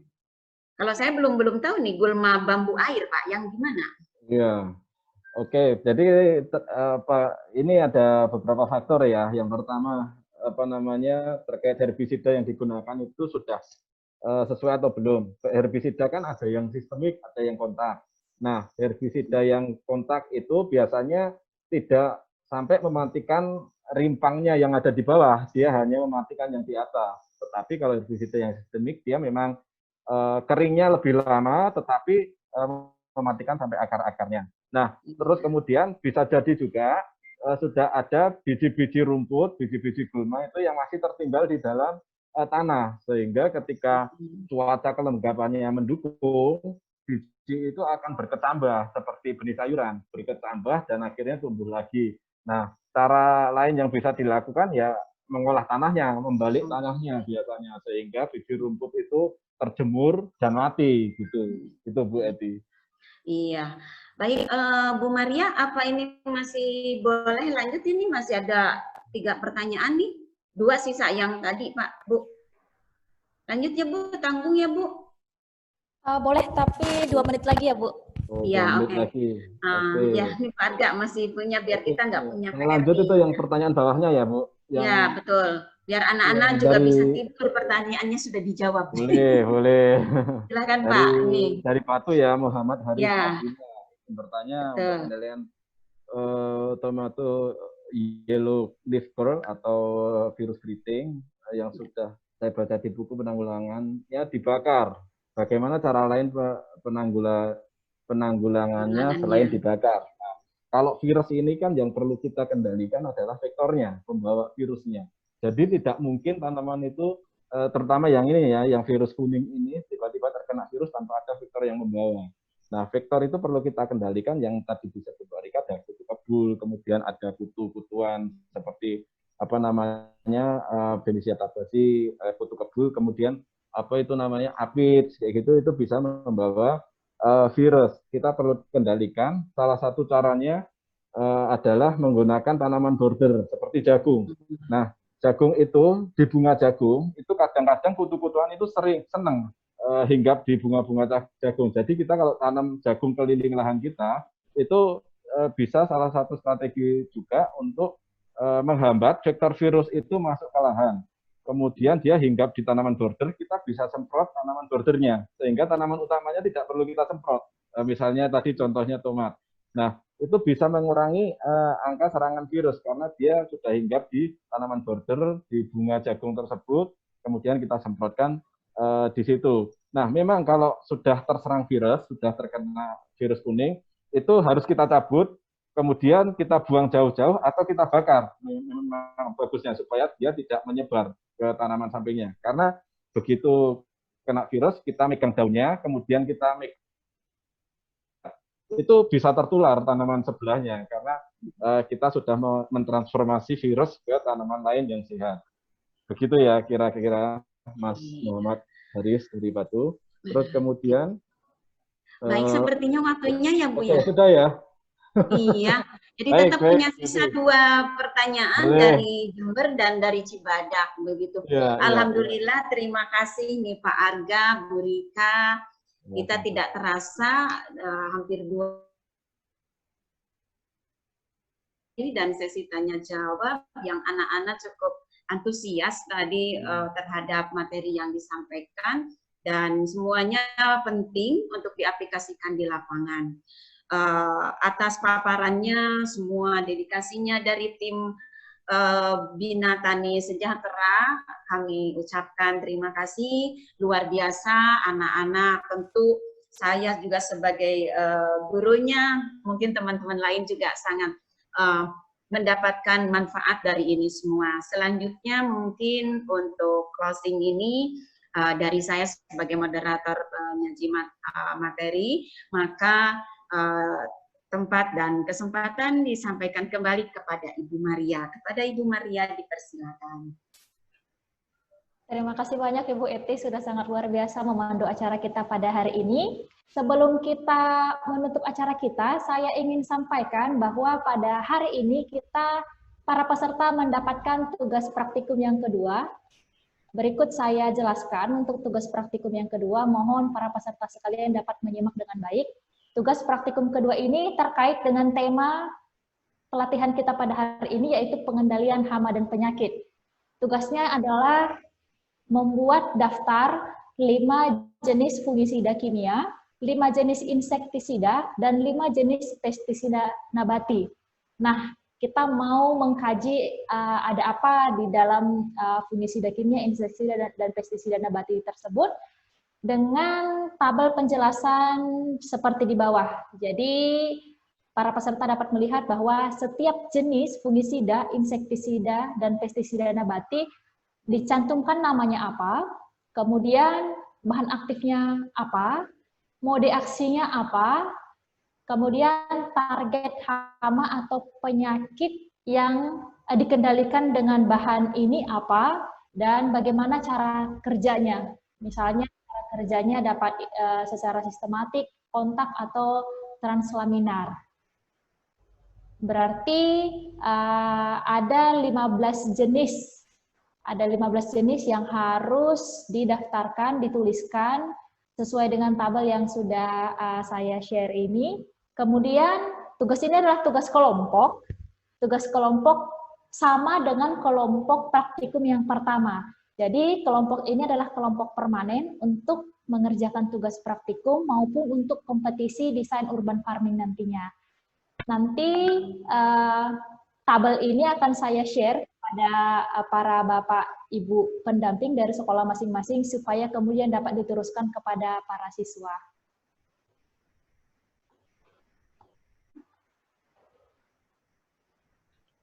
Ya, mungkin untuk penjelasan tugas praktikum dari rekan-rekan pelatih YBTS atau juga Efek Impact, ada yang mau ditambahkan terkait dengan tugas praktikum yang sudah saya sampaikan sebelumnya? Apakah sudah cukup? Iya, Bu Lili, itu mungkin tugasnya tidak harus ke kios pertanian ya, bisa mencari di internet juga ya terkait tugas tersebut begitu. Yang penting pestisida jenis apa, bahan aktif apa, dijelaskan seperti yang di kolom tadi, mode aksinya, cara kerjanya, begitu.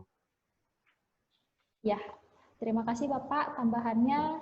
Demikianlah sesi pelatihan kita yang kelima pada hari ini. Sekali lagi kami ucapkan kepada para Bapak Ibu pelatih, ada Pak Arga dan juga Ibu Rika, juga semua para Bapak Ibu guru pendamping yang sudah berkenan menjadi panitia pada hari ini. Kepada para peserta sekalian juga terima kasih atas semangatnya, atas keaktifannya untuk bertanya. Demikianlah sesi pelatihan kelima kita hari ini. Semoga kita sehat selalu dan sampai berjumpa di sesi pelatihan yang ke-6 besok, Jumat pada 4 September 2020. Terima kasih. Assalamualaikum warahmatullahi wabarakatuh.